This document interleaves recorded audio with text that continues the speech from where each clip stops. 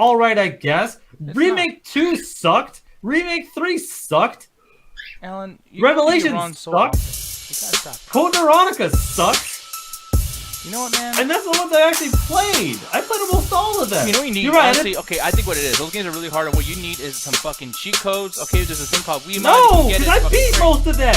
The only one I didn't fucking beat was Code Veronica X. Because go fuck yourself if you think I'm gonna sit there and not be able to save because I didn't pick up enough items. Go eat a dick, Capcom. Damn, we're always telling people to eat dicks and Capcom. Anyways, guys, because Capcom is one of the most crackheaded developers I've ever fucking seen. So, did you guys even think that he was gonna be the one that started off this fucking thing being mad, right? It's kind of crazy.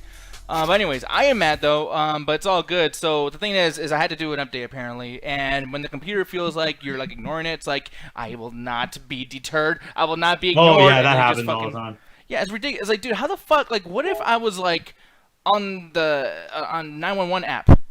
I don't even know if that's a thing, but it's just like if I was doing something important. Who knows? Yeah. Okay. Yeah, there we go. I'll change it up, all right? Fuck you. If I was doing something that was really important. Like performing surgery through Skype? Well, okay, how about that? Well, I was an FBI agent, and I was on here, and I was reading into a fucking situation that was going on, and I'm like, we gotta save a person's life. And then the computer's like, but, you know, I want to fucking, like, restart. And it's like, dude, fuck you. Like, why the fuck are you doing something that you had to ask me over and over again? Do you want to do it? Do you want to do it? Do you want to do it? And then because you keep saying no, so it's like, fuck you, just gonna do it randomly. I literally see the fucking update thing in the corner there going, you better not, bitch. Yeah, I know. It's like, hey, you hear about my friend that fucked over Nick Diaz? I'll come for you next, Alan Shakazine. It's like, you know what, dude? Why don't all you fucking computer update things? Why don't you guys go, fucking... I give up. Update? Well, I guess, right? Jesus fucking Christ. Anyway, so here's the thing, man. Hopefully, yeah, Backland Deck or Solar. I don't know why I'm calling you by your whole fucking thing. But he's saying same thing happened to me Monday and last week. Yeah, and that's the thing, dude. It's like a week? I mean, give us like a couple of fucking weeks. Like, even computer people that work on computers, they even tell you, like, dude, you're not really supposed to actually restart that often or turn it off that often. So the fact that it's every week is almost mandatory, like, what the fuck is that, dude? It depends, because, like, the whole thing of, like, leaving it on all the time, it's like, they actually recommend putting into rest or hibernate mode, because especially that SSDs are becoming extremely common with computers, especially as that as a boot drive. They actually have like specific memory where it's like, hey, if you put it into sleep mode, it uses very little power, but then also kind of puts it all on the SSD or whatever's going on, like your save state, and just boots it right back up. Like it's actually probably the best thing to do for your computer because it uses very, very little power, so your fans aren't spinning, your hard drives aren't moving, but you can boot up and resume immediately. Like literally right now, it's sleep mode. Hibernate mode is a little bit different. That's if you only have hard drives, so it uses the hard drive versus an SSD, but it's about the same thing. So really quick, man. I know I wanted to get right into Resident Evil 5 and everything, but like I'm not even in a mood for that technologically to go fucking wrong. So we're gonna just take a minute and let's do a couple of topics before we do that. Is that true with you? Yeah, that's no problem. Okay, cool. Because here's the thing, we gotta bring this up. +2 is a topic in the chat. I wanted to kind of like talk about this now and get it all the fucking way because it's one of the biggest topics that everybody's gonna be talking about in every fucking podcast in the world. But good old GINA CARANO. I think at this point, anyone watching this knows a lot about GINA CARANO already. But very quickly, she used to be an MMA. Hey. Yeah. Yeah, I'm about to say she was an MMA. Like, damn. She's an actress now? Yeah, she plays Cara Dune in The Mandalorian. She's also a complete fucking idiot. She's made a few comments lately on social media, and honestly, all throughout the year, last year, which, you know, it weren't just questionable comments, but downright fucking offensive. And I normally discuss this, or discuss all the other shit that she's kind of brought up in 2020 and 2019, but it's just too fucking much. Like, I try to look for that stuff, and I'm like, dude, I can't find any of it. And the thing is like, what happened that got her trending again is apparently today, or not even today, I forgot what the fuck it was, but she shared a tweet, essentially. And the tweet said, I'm actually going to scroll down over here. The tweet, oh, see, by the way, my scroll's fucked up on this goddamn mouse. I remember it was basically on the lines of Republicans are she was comparing being a Republican to being a Holocaust survivor. Well, no, this one's even worse. This one says, Jews were beaten in the streets not by Nazi soldiers, but by their neighbors, even by children, because history is edited. Most people today don't realize that to get to the point where Nazi soldiers could easily round up thousands of Jews, the government first made their own neighbors hate them simply for being Jews. How's that any different from hating somebody for their political views? Which, I mean, I don't know, maybe like... Okay, where do I even begin? Yeah. Fucking ridiculous, dude. But go ahead, though, Alan. Yeah, like I said, where do I even begin? How dare you compare the fucking victim blamingness of being Republican and conservative to the literal eradication of an entire culture? Second of all, it's quite easy. Like, no one is forcing you to stick to this. you are doing this mostly to your fucking selves. Like, I don't know how you get off that. Like, what was your next bet? It's like, well, if I bring up slavery, everyone's gonna be mad at me. Let me bring up the fucking Holocaust. That'll be less bad, right? No, you're a fucking idiot. Yeah, and Rox, I'm gonna let you get a stab at this really quick too, because like, what are you feeling about this? Do you feel like she's just kind of doing shit just because she knows that gets her becoming the most fucking trending person on the internet? And what do you feel about the inconsistencies of the stupid shit that she? Because she didn't say this, by the way. This is something somebody else said, but she just shared it on her Instagram or Twitter. Well, according to Ryan, her Instagram stories are the fucking worst conservative shit you'll ever fucking see. So I'm gonna be honest, I'm pretty annoyed that she can continue to do this shit and Disney's just letting it all scoop by like, oh, it's because she's a character on the show. We can't get rid of her because, then we got to fill in the plot story and plot holes. And then the whole, what are we going to do with this character? Are we going to kill them off? But we have a contract. Like, you clearly see this person fucking up. Why do you keep elongating this person? Why do you keep giving this person like fucking time and a fucking mic and a stage to continue to do this shit? Yeah. Just fucking take her off, axe her off. Enough. Do you think that would be because like someone in the chat is saying like recast her? I don't even know if that's possible at this point. Then again, it's like honestly at this recasting probably not, because nowadays recasting is, you could do that back in the day and people wouldn't give a shit. Nowadays like everyone's so big, especially as soon as they get attached to Star Wars. But it's like her character was like in 2 episodes of season 2. Like she was bigger in season 1. But you could easily just have her like, hey, one episode where it's like, hey, I'm gonna go do my own thing. I mean, you literally already gave her like a fucking job that she doesn't always have to hang around the Mandalorian. You could write her off the show very, very easily. And if you really need like some sort of bounty hunter, just pick another character. You have a fucking gigantic extended universe. Pick somebody else that's maybe has a bit bigger name in the Star Wars world. Pick somebody else that has a big old dick. All you have to do is pick another character to fill a role. You have to pick somebody else in the world, and this time I guess pick better fucking actors. Really quick though, before we get into Ganja, because I'm gonna have Ganja take this quite a bit here, but I want to read the chat really quick too. Which, by the way, thank you everyone for coming back and everything after the whole stream fucked up. But Lawrence Padaway, he says she knows that if she don't say anything like that, no one's gonna have her inconsequential name in their fucking mouth. She's not that good of an actress. They can wipe her away, write that bitch out. All right, yeah. I guess you kind of agree with Alan there, but Ganja, I'm gonna ask you a couple things, man, because for one. I don't know if it's like fuck this girl's career now, like fuck her MMA, fuck her acting, fuck all that stuff. Do you feel the same way that Alan and Lawrence does in the chat? Honestly, it's getting all right. So I'm kind of looking up all the stuff she's done, and it seems like she's kind of on that same shit that J.K. Rowling's on. Where if she's not like outright hidden to like ultra like right wing type of ideologies, including when it comes to like trans people as well as like LGBT issues, as well as like the whole idea of like, oh man, you getting mad because I posted this positive Hitler meme of censorship on my freedom of speech kind of attitude.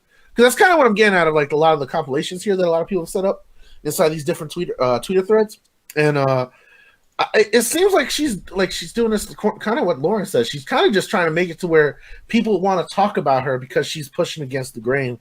It's kind of like that shock jockey that you see a lot of times in Hollywood, where people that are like second-rate actress or actresses will do weird fucking shit where they eat something, they dress something, they shave their hair a certain way, or they come out in like exaggerated outfits. Lady Gaga used to do this a lot.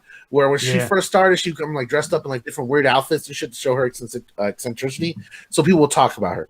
And I think with her, I think she has her own personal probably beliefs. You couldn't really share this shit unless you kind of believe it a little bit to a certain degree, even if you're fucking just placating to the most ultra right wingers possible. Okay. But like, I really think that what you're seeing with her is she's placating to that right wing audience, and they do got money. Oh, they got a shitload of money. They may have small followings, but like everyone makes fun of these like right wing YouTubers and shit. Like, oh, he only's got 50,000 followers, bro. He ain't gonna do nothing. Yeah, but if, like about 50-60% of those 50,000 followers pay him $100 an episode. Yeah, exactly. I'm looking over here too. Is like one of the things that she said that I want to touch on really quick, because there is a part of me that does. Someone agree with this sometimes, but it says both posts were removed from Carano's Instagram story Wednesday afternoon. Other posts, including a quote saying, "Expecting everyone you encounter to agree with every belief or view you hold is fucking wild." And I kind of agree with that in one way though, because here's the thing: what she shared was some disrespectful shit. It's okay to have a politically different opinion of somebody else. I don't agree with Ganja and Allen all the fucking time, and there are things I thought. Yeah, like, I mean, I don't think Democrats are the fucking end-all be-all of everything. I mean, I remember 15 fucking years ago, the main topic of Democratic fucking political issues is we gotta get rid of these Mexicans. And then they're like, you know what? But God, they're really good at work. And the Republicans are, I think that's a good idea. And they're like, okay, now fuck that. It's like, no. Democrats, I remember when you guys are coming after us. Go fuck yourself. But the thing is, though, too, it's like, you know, I agree with this, but another thing too, it's like, who knows if the stuff that she's sharing is fully what her opinion is, because she's too like fucking scared to actually write a post and be fully into whatever her opinion is. She's sharing somebody else's post, and I guarantee you she's hiding behind that. I guarantee you, especially to delete the fucking post. Like, who's telling her that? Is it Disney? No, she Instagram. They probably deleted it for her because again, it goes against fucking community guidelines. But at the end of it is, false equivalencies are extremely easy to do. It's like, well, you know, you can't expect everyone to agree with your beliefs. Sure, there are people that like pineapple and pizza. I disagree with them, but you know what? I can accept that. If you're supporting Nazis, I don't give a fuck about your beliefs. You're wrong, straight up. So it's like, it's easy to say, well, you know, no, you can't expect everyone. It's like, there are different levels of beliefs, and false equivalencies are really, really fucking dangerous because everyone's like, well, you shouldn't, you know, judge someone based on their beliefs. Yeah, that's easy to say when they fucking think Teen Titans Go is a good show. Sure, you don't have to judge them on that. Whatever, they can like whatever they like. But if they fucking think that voter fraud and dead people were voting and stupid fucking conspiracy shit, it's like, no. You don't have to respect that. Nobody's forcing you to. Yeah, and I'm glad that, you know, we have that. Oh, go ahead, Gandra. No, I was going to say, like, because I was going to let you finish, because I'm pretty going to go on a rant here, because this is something I've noticed a lot when it comes to celebrities and just artist-type people in general. Is one of the things that happens here is, I think because, like, they want to make their art seem more bigger than what it fucking is, they're very quick to use these, like, very, like, huge, like, what's the word for, a story that doesn't fucking exist, because essentially what she's trying to do is like, us people that are like against the grain, us wild thinkers, because we push against the grain, we're going to be treated just like the Jews by the Nazis. Here's a fun fact about the Nazis, and I never thought I'd fucking say this on any show. I mean, then again, your fun facts are usually quite terrible. Most art, especially like mainstream Hollywood art around Berlin at the time, actually thrived under the Nazis. Matter of fact, a lot of fashion thrived on Nazis. I watched TikTok earlier with Roxy today, and it touched on this fact. Coco Chanel, you ever heard Chanel purses, Chanel everything? She was a party member, and she got a lot of her finances for the outfits to make them look nice. Hugo Boss, you like his suits? Alan, I know you like a good suit. You know where a lot of the design patterns come from? The Third Reich. Because they like to fucking look clean, too. Hugo Boss designed a lot of those fucking outfits. Oh, fun fact, they also designed detergent. I don't think any of these are fun facts, but yeah, like, yeah, Coco Chanel over here, fucking sucks. But yeah, I mean, and that's a big thing, is like, we're all... I think the real problem is a lot of these people think because like I'm an artist that suddenly like my chance of expressing myself is going to be killed. No, matter of fact, if fascism likes you express an individual like selfish attitude type art, it actually thrives on that. There's a reason Birth of a Nation was a fucking hit with the KKK in the 1920s. They like themselves some good mystifying cinematography too, but it all really boils down to what your content is. And let's be honest, her content is some second-rate character in a fucking Star Wars film. But because she has a nice, decent platform, she can possibly turn people to these right-wing opinions. And that's kind of dangerous. And she thinks it's because people hate her freedom of speech. No, it's just you go on anti-trans rates, there's a chance that you might inspire someone to be very hateful towards trans people, regardless of your own personal opinions on the shit. Yeah, no, I mean, and that's the biggest thing, too, because, like, yeah, I feel like lots of these situations, because like, dude, like, think about how many fucking things that we actually are, you know, in support of, and yet they got the power from some pretty shitty shit here. I don't even know who the fuck Coco Chanel is, but I never like looked her up. Like, I've heard the name and I've seen like documentaries where people actually bring this shit up, and they don't bring up like all the Nazi. Someone in the chat was bringing up Volkswagen and things like that too. So it's fucking insane to me. Fanta's only around because it was the Nazis were under embargo. And the local Coca-Cola company there had to sell something to the German people, so they came up with Fanta. Fanta used to be a Nazi drink. That's why I think they've diversified it so well in the commercials. What's to everyone forget is history. But see, here's the thing. My whole situation, because people are actually putting hashtags over there and tweeting to Disney and everything. And man, Chad's going to fucking hate me for this, but I don't feel like she should lose her job over this. I just feel like you can hate her and don't support her, and then let that be the thing that cancels her. Because Disney's not gonna want to have a show not do so well because she's in the way of finances. That's the only thing. I mean, we're gonna talk about the Blue Studio thing shutting down later on in the show. And when we talk about that, it's like, yeah, Disney does not like to lose even a little bit of fucking money because, by the way, their latest fucking movie actually made a profit. And they still said, fuck that shit. So I'm looking over here at this, and I'm like, dude, the only thing I can really do to kind of, like, keep this person from fucking succeeding is literally canceling. Don't be all lost in your Star Wars shit. I gotta see fucking... Yeah, but okay, but like the thing is that's not fair because it's not like she's the main fucking driving force of the show. There are other people that work on that show that don't fucking deal with her bullshit. Look at Pedro Pascal. That guy's been triumphing the last fucking several months. See, this folks is why the strike never works. Too many people are willing to walk the picket line. Yeah, and I mean, but again, I like, see how Alan's coming from too, though. But again, nobody on that fucking show agrees with any of her thoughts. Like, if you want to fire her, go ahead and fucking fire her. No, like, actually, Pat, I can't say his name properly. What is his name again, Alan? So I don't. Pedro Pascal. Yeah, basically, he's been like actually kind of like throwing like beef. This is something I read on the Twitter threads. Basically, like he's been throwing like slide shade territory away, and like been posting stuff that's like like anytime she comes out with her like anti-transgender stuff or like SJW stuff, it's like either a day after or a couple days afterwards he posted something that's like pro SJW, pro like Black Lives Matter, pro like Democrat or pro LGBT. He like I think even like a day or two ago he posted some like pro trans thing on his personal Twitter page. Yeah. Well, another thing too that I'm kind of concerned about because everyone in the chat too, Blasian saying, oh, by the way, hello Blasian, glad you're over here, dude. But he's some people are actually saying like, no, fire her, and I'm like, well, here's the thing. Every time somebody like a Republican gets fired from something because of their political opinion, then they get to do that fucking like virtue signaling where like, oh, look at me, poor me, and then they get to have the excuse of doing that shit to Democrats.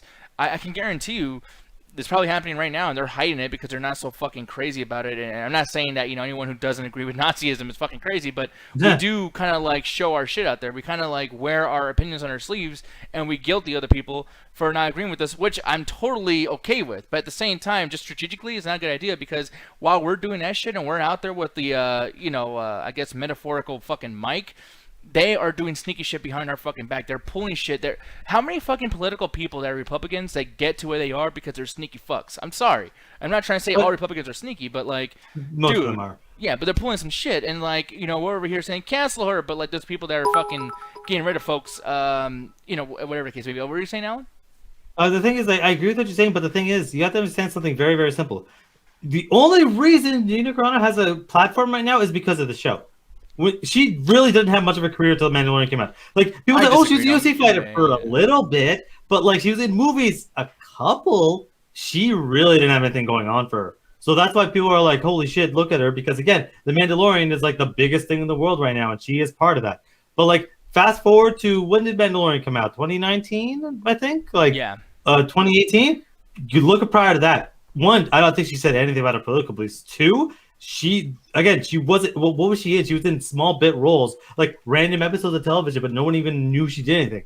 But when people saw her Mandalorian, they're like, oh yeah, I remember her. She was in that one movie that I kind of liked at one point, and she looks buff, so she's a fighter. And it's like, she didn't have a career. Like, Disney saved her career. No, because she was in Deadpool and Fast and Furious. Those are two huge fucking people. Movies, bro. Yeah, but like as almost forgettable side characters. This is one situation where she got close to top billing in this show. She got a memorable side character this time. Yeah. Memorable, as opposed to she's in Deadpool isn't that subjective? Like, I'm not trying to talk shit, but you know, very. But again, like she's selling toys apparently, so it's more people are kind of like they're on our side of the subjective opinion. Like, yeah, I will buy toys of this woman. Exactly. Where it's like now she's like, holy shit, Gina Carano. That's why people are like recognize her name. I literally forgot she was in Deadpool 1. Oh yeah, she's that character that says like 3 words and punches a dude. And then the other movie you said, I literally cannot even remember. Well, yeah, it was like Fast and Furious number something. I literally yeah, read it, she was in that, and then loses to what's her face. Oh my god, that was terrible. Or wait, was Ronda Rousey? Ronda Rousey, yeah, that was Ronda Rousey. Wow. I was like, that's not Gina Carano. See, she's so forgettable. Ronda Rousey hasn't had that good of an acting career too, but she has wrestling, so who cares? Yeah, Saiban, he's a superhero landing. Yeah, I know that's like one of the things that was kind of a big quote from Deadpool. But like the thing is though, is like I agree with you in essence too, because it's like, yeah, it's obviously because she's getting this fucking role and now she's a big deal and she can say whatever the fuck she wants. But like, do you think that maybe as far as like when shows do casting now or something, maybe they put it in the contract like, hey, don't you go on social media, do not air your political values, because not that it's a problem for you to be who yourself, and it's the law, you can say whatever you It makes want. them look bad. Yeah, well, plus it's just financially taxing. Like, if you are not willing to shut your fucking mouth for us to make enough money to not only pay you, but then also increase, like, the value of all of our fucking cast members, you are literally in the way. You are not a good business decision, so we're not going to hire you. Like, you need to adhere to these particular fucking, rules, because you're fucking too stupid. Like, humans are just too stupid. You think that's I don't know, holy shit, I can't believe they would ever put a contract where not allowed to talk. Dude, that happens way more often. It's usually like, hey, outside on your social media, you are not allowed to talk about your, again, Ganja's saying a slight shade towards it. It's like, there's a situation where it's like, hey, you are not allowed to talk bad about your coworkers on social media. Like, you know how every time we come over, man, my boss is a fucking asshole, yada, yada.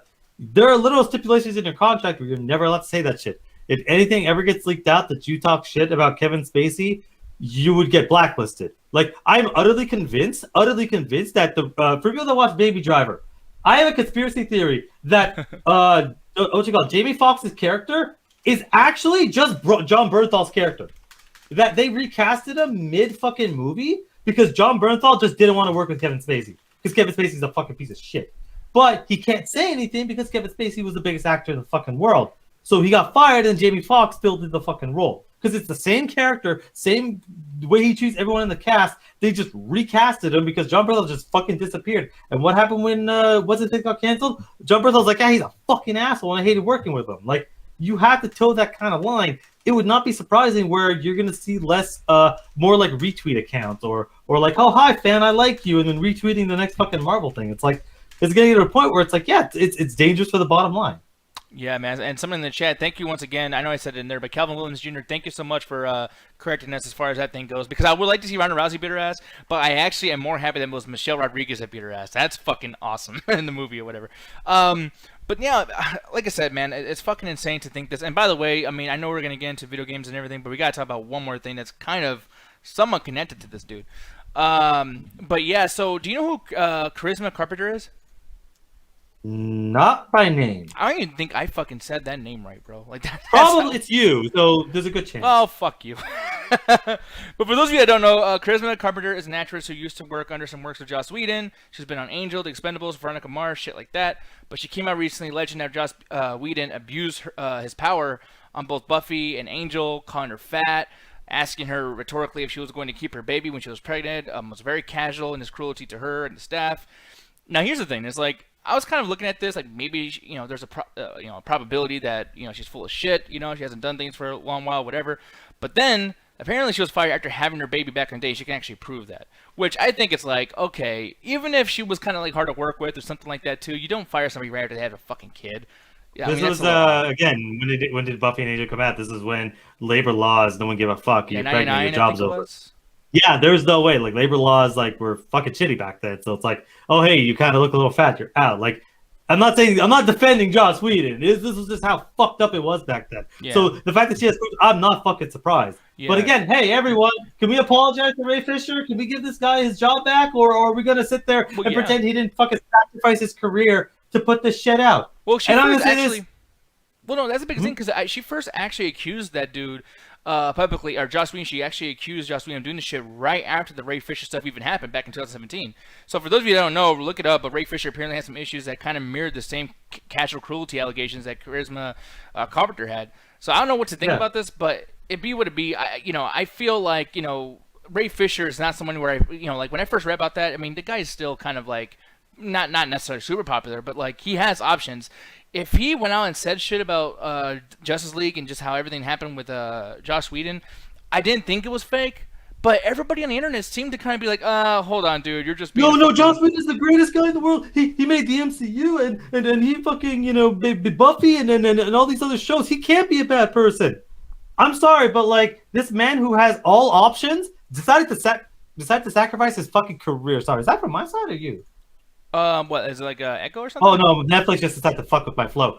I apologize for that. I was just hearing bullshit in the background. But it's like, yeah, this man essentially sacrificed his fucking career and just got shat on because, again, he's not a white suburbanite, so nobody fucking gives a shit about him. And Joss Whedon might as well be God to some of these fucking people. And it was like immediately, it's like, okay, why are we just sitting there? Well, he should have proof. We always have to have the victims in the situation put the burden of proof because everyone just fucking records everything. I don't understand why people think 1984 is a bad fucking message. Yeah, record everything because apparently that's the only way we can fucking get abusers is by recording them saying this fucking bullshit because there's no other fucking way to prove this stuff unless we're literally recording all the fucking time. So fuck it, Google, record my fucking voice. If anyone calls me out, just rewind the fucking tapes. It's fucking ridiculous. And now it's like, no, it's like almost he's getting fucking forgotten because he didn't fucking agree with the investigation. Because these investigations always bear fruit, right? They never just get forgotten because he's fucking rich and white. And it's like, what the fuck is going on with this shit? No, it's really fucking annoying, but I'm going to get this to Rox really quick because before I even do this, I'm going to kind of like set this up in a sense where, for me personally, the only reason why I'm not because I'm more egregious with the Ray Fisher thing, especially how everyone's saying, we're sorry now. It's like, no, fuck you guys. You guys weren't sorry before. Now you guys are. Fucking bullshit. You just wait till something's trending, then you fucking do it. But the main thing that's really frustrating about this too is like, that Charisma Carpenter thing, that's just the way the business works. I'm sorry. I'm not saying that she shouldn't have a reason to be upset or anything. But do you imagine, look at how many models have to go through this shit just walking through that stupid fucking runway. The fact that they're just wearing dresses and people, hey, you're too fat to do this. Hey, no one's going to buy this magazine if you're on it. Hey, you're not this fucking beauty standard that's on all the fucking covers of all the fucking things inside the store, whatever the fuck. And they deal with this every fucking day, but an actress goes through it, and then all of a sudden it's a topic. And granted, she has full reason to get mad, and I fully support her fucking saying, fuck this dude. But if everyone else is getting mad about this, keep in mind, motherfuckers, it's happening literally everywhere all the time because that's the way the business works. So stop fucking being in love with this business because it's always been this fucking way with everybody.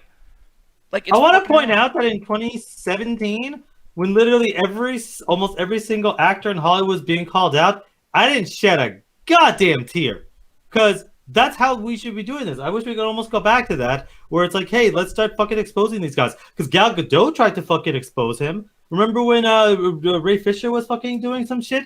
It was basically like trying to expose Joss Whedon, and there's a very particular scene. No one's gonna remember this, but in Age of Ultron, the situation in which Bruce Banner, like Mark Ruffalo's character, falls on, like, he trips over and falls on Scarlett Johansson and lands on her breasts, and it's played off as a comedy.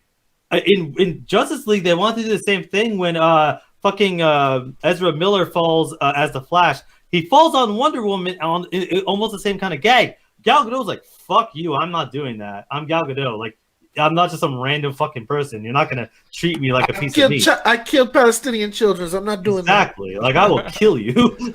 But Rox, I'm going to ask you quick, the way you feel about the situation, because obviously you must be aware that, this is happening with modeling and fucking anything that has to do with females and entertainment. So do you think that she has, I don't know, like, what do you feel about her allegations and whatnot? I think she's gone. Hello? Oh, there she is. What's up? No, my mic was just wanting to fuck up.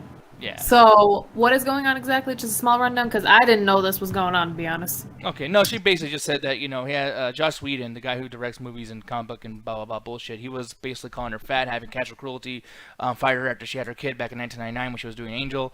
And essentially, everything that she said is kind of the same shit that he did with Ray Fisher, who was a black guy who plays Cyborg, that was in Justice League in 2017. So, essentially, it's just he's still doing the shit that he was doing back in 2017, but the things that she's complaining about, stuff that, in my personal opinion, I think happens with all girls and all entertainment. It's the same things that you see in fucking, in modeling, where someone's like, hey, you're too fat to do this, you can't do that, etc., etc. And thank you for the subscription there, Mr. Solar. Really appreciate it, dude. What do you think? I can tell you right now that shit still happens. Yeah. Oh, yeah.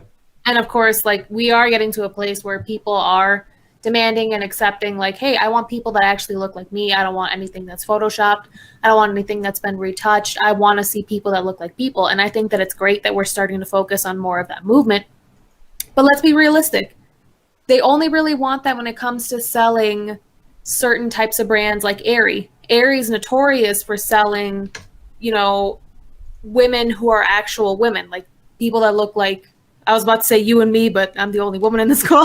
Yeah. Well, I got titties. First of all, Diaz is a fine, beautiful woman. I know. I got good legs, huh, Gandra? Fuck. Well, all the boys come at me.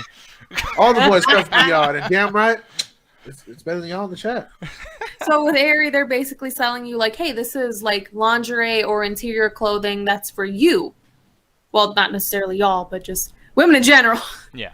Just so it looks like a little bit more like you. But if we're looking in terms of like mainstream media or just the news, movies, let's be honest. How many times have people that look like quote unquote everyday people have they been the star without being the punchline of some kind of fucking joke or being like, hey, they're trying really, really hard to be super relatable. Mm-hmm. Like, we can't just have people just for the sake of having people. Everything always has to be hammed up and played up to the point where it's like fucking Poison Ivy and Batman and Robin. We still hold women to these standards. How many people complain if the main like lead doesn't look that pretty or doesn't have her hair done a certain way or doesn't have makeup done a certain way or a certain body type? So we're making progress, but this shit still happens every fucking day. Yeah. Especially in fucking modeling. Are you kidding me? At that point in time when I did the photo shoot, I was literally fucking starving myself. I did not eat anything except for some water and like maybe 2 apples a day. Yeah. And that's the biggest thing too. Just to fit into certain clothing. And again, I'm not doing that now. I started working out and doing different shit, but like it's still hard for me to find clothes. And I'm not even that big. But certain parts of my body don't fit the mold that's projected that like women are supposed to look like. So I still fucking struggle trying to find shit. It's the size equivalent of being priced out. Like, you know, when video gaming shit is getting crazy, I'm not going to go on a big rant on it, I promise. But it's like when the gaming industry does these things where it's like, hey, like, you know, the new RTX blah, blah, thing, or new PS5 is like, you know, 500s, 800s, whatever. They priced out all the fucking people that don't have enough to get it, so now no longer they're not allowed to be a part of that whole industry. And with women, it seems like that's the case too, where they price out people with the perfumes, and they price out people with like the short fucking, or the small skirts and the tiny clothes, whatever the fuck, and it's like, at a certain point, you need to be perfect. You need to be like their fucking most amazing clientele, or else there's no place for you. And it's like, it's fucking crazy. You know, and I hate to speak for Jen. I really wish she was here right now to talk about this more. But she'll go on sites, and I'm telling you, the way they abuse women on these clothing sites is fucking ridiculous. Like the amount of Fashion Nova Diaz. Jesus fucking is Christ. Notorious for that. Yeah, and I'm like looking at it, and I'm like, dude, like, and I sometimes I judge Jet, and I'm like, oh, come on, Jet. Like, I know it looks good, and Jet fucking makes anything look amazing on her. She's fucking beautiful. But the thing is like, I'm over here judging her, because I'm like, well, that's still kind of silly just to look good. Like, I don't know. And then for me, as I say that, I go on Amazon, and I'm like, I guess I'll buy a $130 external drive.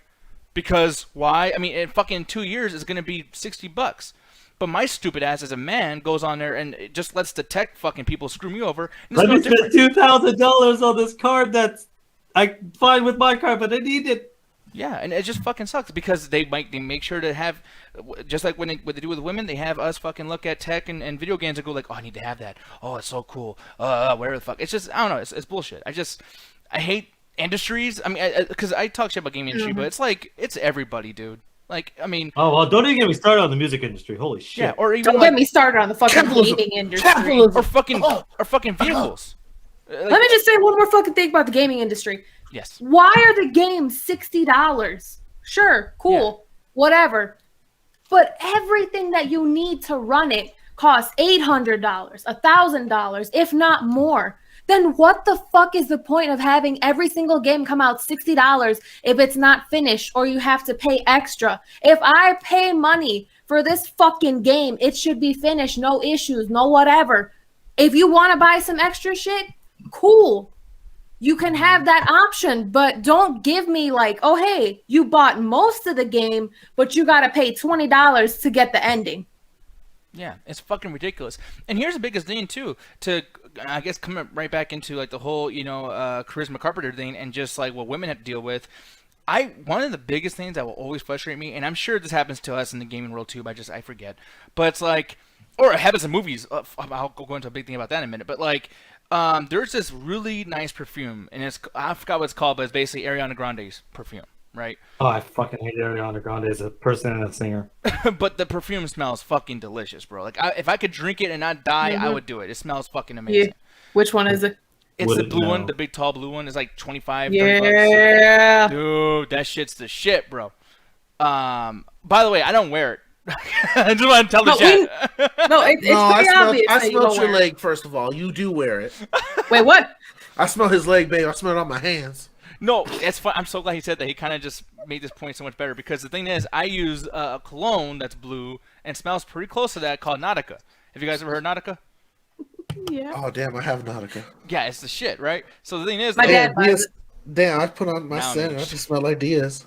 yeah. No, I'm not saying you're old. Just it's a cologne that my dad has, and I think it smells nice. Okay, you're not saying this like, oh, you old fucking people, and No, if I okay, look, if I midlife was crisis. thinking that if I was thinking that you were old, I wouldn't try to throw like an underhanded comment. I'd just be like, "Bitch, you old as fuck." Mm-hmm. I get you. So I like how it smells. But it smells good, and I love it. And for me, it costs $12. I've been to places where it costs 20 and it's the exact same size. But whatever. Maybe the guy paid for the shelving fee, whatever the fuck it is, right? But then I put it and I compared it with the Ariana Grande stuff because I bought some for my mom, and it kind of smells a tiny bit similar. But the problem is just because Ariana Grande's stupid fucking name is on that goddamn fucking glass, it costs a shit ton. And I'm trying to think, like, dude, because I watch Shark Tank a lot. I watch Shark Tank a lot, and I watch a lot of CNBC stuff. And they've had people that actually try to sell like these colognes, and someone's asking like, hey, so where's your margins like? How much does it cost to make? How much do you sell it for? Oh, I sell it for $35. Oh, really? Okay, and how much does it cost? $2. You motherfuckers! Oh, yeah. Well, that's actually incredible margins. The fact that you're able to reduce your costs to $2 and you're essentially making 1,000% profit, that is exactly how business not should, but business is run. But see, here's the problem is like, how the fuck dare you charge me $30? Like, does that not make you mad? Oh, like, okay. Yes. It's not necessarily doesn't make me mad, but it's because I literally, again, when my dad ran his business, I did a lot of the financials. So I knew exactly how much it costs to buy any single thing in there, which is why I get mad at Apple for going, well, you know what? Because of these screens, and we're getting them from Samsung, we're going to upcharge you.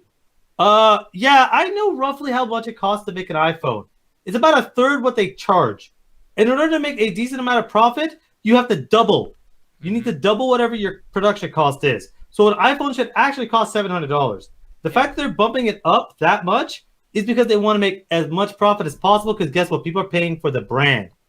That's what people pay for. Dude, they're not paying for their parts. Dude, a third of the incline fucking money that they make fucking finances generation 2 and 3 after it. That's what's fucking crazy, is that by the time they sell the new fucking cell phones, they don't give a fuck if you buy it or not, because they already made their money. So they start taking things away from it. It's like, well, let's make this cheaper because fuck it. Like, if they stop selling it, who cares? We already robbed them. What the fuck? It's like if a dude stole your TV and you ran after him and set the remote. They're like, sure, fuck you, I got the TV. Like, you can get the remote, you fucking idiot. Like, The same goes for purses in the car industry too. Like, I'll tell you right now, BMWs ain't worth a goddamn fucking shit. Oh. They literally are built to break down, and then on top of that, maintenance is fucking expensive as shit to buy the prices. And then even if you do fucking pay the money to fix whatever part that broke down on your BMW, it's just going to break down even sooner. And more often than not, they tend to reuse the same shit that they took off of old cars. And the same thing with Cadillac, and the same thing with Range Rovers. Because I can tell you right now, my uncle has worked in every single like automotive industry that there is. So I got a lot of inside intel when it comes to this shit. Okay, how about this? I'm gonna piss off everyone in the goddamn chat. Jordans aren't worth the money. Shoes are, unless you're buying fucking dress shoes, they're not worth the fucking money. Like, the moment you step outside of anything that's not perfection weather, they're immediately, you stepped in a puddle, they just lost 2/3 of their value the moment you put them on. Like, shoes themselves, I used to sell shoes for a living. You could buy a $150 pair of shoes, cost the store about $20 to actually buy per pair. And then they do the MSRP, which is mandated by Nike, because they also have to pay back whoever fucking gets them over there. The shoes themselves probably cost about $1 to actually make, because they subsidize the fucking labor. So in other words, that fucking $100 pair of shoes you're trying so hard to desperately clean, which by the way, cleaning products are bullshit and most of them don't work. I should know because my job was to clean shoes. So he was a cobbler elf in his day. I was a cobbler. I know inside bullshit on this. So it's like that shit is literally designed for you to just either buy and just put on display, buy as many pairs as you fucking can, because it's just bullshit. Like, this whole thing's like, if you're ever buying shoes, buy secondhand shoes. Is it the same case with Tim's too, Alan? Oh fuck yeah, Tims are horrible. Anyone ever tells you Tims are good for the winter is a fucking idiot. Aw. I like my orthopedic. Someone told me that and I bought some. I mean, I'm not the one that ever looks at that. That thing is fucking like suede and new but leather. That shit absorbs water like a motherfucker. Okay, look, I like my orthopedic Tims because they're good on my feet. That's it. You I'm can not get, by the gonna way, sit here. I'm not don't gonna ever, sit okay, here. another insider information. Don't buy orthopedic shoes. Don't. Wait, If why you not? have an issue, allow me to finish my thought. If you have an issue with your feet that you need orthopedics, go to an orthopedic specialist and get a custom orthotic. Because a custom orthotic will allow you to put that in any pair you want. You have to buy a $500 pair of shoes because, well, my feet hurt. It's like, no. You can actually go for like a third of the price, get an insole, an actual insole. You can put to any fucking pair you want, except for just shoes, which I'm not even going to get into why those are fucking horrible for your feet. Yeah. But you can get those and put them in there. And this isn't some bullshit that I heard on the internet. I made those too. Yeah. By the way, too, if anyone's like, I would love to see if someone's gonna argue with you about fucking dress shoes, because you can find that shit out not by doing research, by wearing them and being like, "Ow, I can't fucking walk when I take these off." Women's heels are exclusively designed to give them foot problems when they're older. Yeah. Yep. Especially the pointy ones. Oh my god, I've seen so many fucking scary ass feet in the nursing home from women who wear nothing but high heels and pointy shoes for their entire life. Literally. Their fucking toe knuckles start folding on top of each other and just get crunched underneath the foot. Also, too, I know there's probably not a lot of girls in the chat. I think Yasuba fan's probably still there, so make sure to tell your sister this too. But again, if you go on a date with a guy and he judges you because you're not wearing high heels to make your butt pop or whatever the fuck, then he's not worth your time. I hate when a girl has to go through all that bullshit. Like, you know, what if a dinosaur came out and you got to run those fucking heels?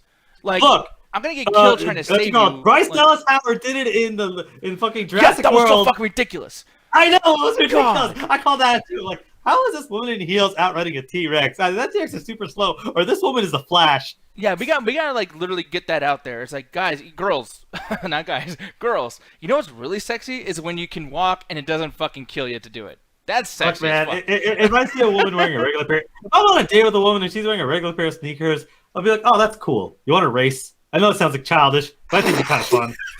Jesus. Let's just have a foot race for no He reason. just goes back to his date, ready to go. He takes off. Here's the thing, though. She'll always remember you. That would be a great There's idea. two reactions. She goes, this guy's a child. I'm just going to get some food and out. Or, yeah, let's fucking do it. I'm going to kick his ass. Yeah, You because want to play Knickful?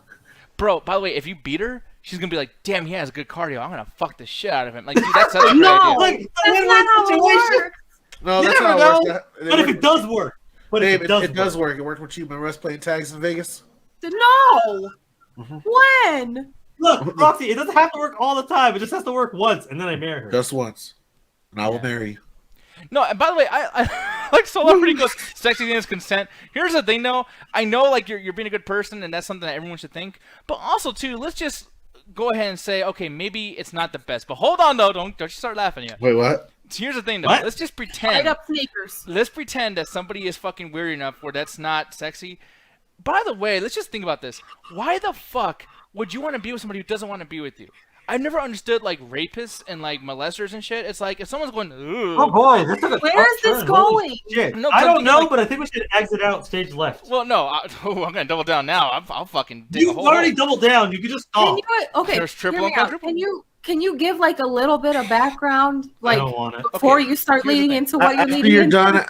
done, Nick, I'm gonna join in on you. Look, I thank you. also have an experience with this. Yeah, no, because here's the thing. What? I've been in situations, by the way, that, like, I think a girl likes me and we're talking and shit, and it's like, oh, that's kind of nice. And all of a sudden I try to, like, go in for something, and then I'm like, oh, she kind of pulled away. I've seen Yeah, I've been there. movies and situations where they do that, and then girl pulls away, and the guy's like, oh, come on, it's good, dude. Or, like, licking her and shit. And it's like, bro, like, how is your dick still hard? Like, when she Okay, goes, ew. do you want the actual answer to this question? Are you sure you want? You're the What one is your scared. question? Again, the actual answer, and again, people in chat go, what? I can't believe that. Rape is not about sex. It has never been about sexual pleasure. Fuck is that? What? Allow me to continue my point. Allow me to continue my point. It has always been about power over the individual. That is always what's it about, which is why sexual assault, sexual harassment comes in many different forms, because it's not about the sexual gratification. It is about the power over the individual. So to answer your question of how can this person be hard, because it's not about the sexual gratification, it's about the fact that they have the power to do that without consequence. Okay, I guess that makes sense. I mean, you know, and people are That's saying yes. always True. what it's about. Good, but that's a crazy inflation. Can you please say shoppers? Okay, we will. But I just want to say though. I just want to touch on a little because I know exactly where Diaz is coming from. This is something that happens in a lot of neighborhoods where people don't actually teach about consent, and this is why sexual education is very important, especially for kids in middle school and high school age. I remember this is like if we ever have a talking point, this is also going to be my answer for what is the worst dating / relationship advice you ever been fucking given by another person. Oh God! I was 13 and we were at a party, right? And this dude was one of my friends at the old time. He was like closest best friend at the time. We were like 13, 14. And we're hanging out at the back of this party. And it's like an abandoned house somewhere. And it's like 10, 15 of us. And there's girls there. And he's like, yo, man, just go talk to her. Go talk to her. And like trying to get me to go talk to this girl. And I'm like, no, man, I'm not good with women. I'm like, because at the time I was very shy. I didn't really know how to talk to girls like that. So I was very shy, and I'm talking to him like, no, man, I'm not good. I don't really have the confidence. Like he's like, nah, bro, you don't even need confidence. And he looks me dead in my fucking face and goes, just grab her, you take her to that shed, and you do what you gotta do, homie. Whoa. Damn, that's fucked up, man. And that was legit relationship advice I was given by another friend at 14. Yeah, it's fucking crazy. And I've been told. And he can't be the only one that thought that shit either. No, because someone had to tell him. Like, no one has that in their fucking head. Like, ooh, I'm going to think this. Like, no, dude. Like, fucking, it's ridiculous. And I'm not even trying to say, like, because I know, like, some people probably think I'm either virtue signaling or trying to make this sound like a nice, like, well, you know, let me teach you how to not be a bad person. No, if you're a bad person, then I can't teach you shit. You're just going to do what the fuck you can do. And fuck you for that. But the biggest thing here, too, it's like, it is one of those situations where you got to consider, like, you know, and Solar said it perfect. It's like, the sexiest thing is consent. And how, like, there's nothing wrong about that. Like, he probably joking. But he's not like. I can't imagine someone. You can't just tell someone that advice at a party and be like, haha, see what I did? I got him. Even if you are joking, that's like, there's some like interpersonal stuff you're injecting. It's like when Lucy Casey talk about jerking off in public and shit. Yeah, like, how does he like that? Like, the fact that he knows he's disgusting. And he's just like, yeah, I fucking like that. It's like, dude, you fucking like. I know, like, that's the only thing he got in trouble for, but we should probably look a little deeper, like, what else did you do? Because a person who thinks like that, there's something like literally fucking mentally wrong with you. Like, not just subjectively. Like, there's something fucked up, you know? Because. But again, it's a certain thing someone brought up, like domination is a kink. But dominatrix stuff requires consent, legal consent from both parties in order to engage in that. You don't just walk into a place and they start tasting your nuts. Like, no, you have to be like, hey, are you okay with this? What do you want to do? Then again, whoever's in there goes into character, and you know, you pay for your services. It's like there's an important thing where it's like you have to reduce that by actively verbal consent. Inflation, Michael.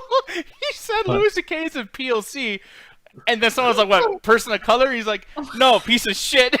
All right, so fun fact. I'll be right back, guys. I'll be right back. I think Louis C.K. actually does have Mexican in him.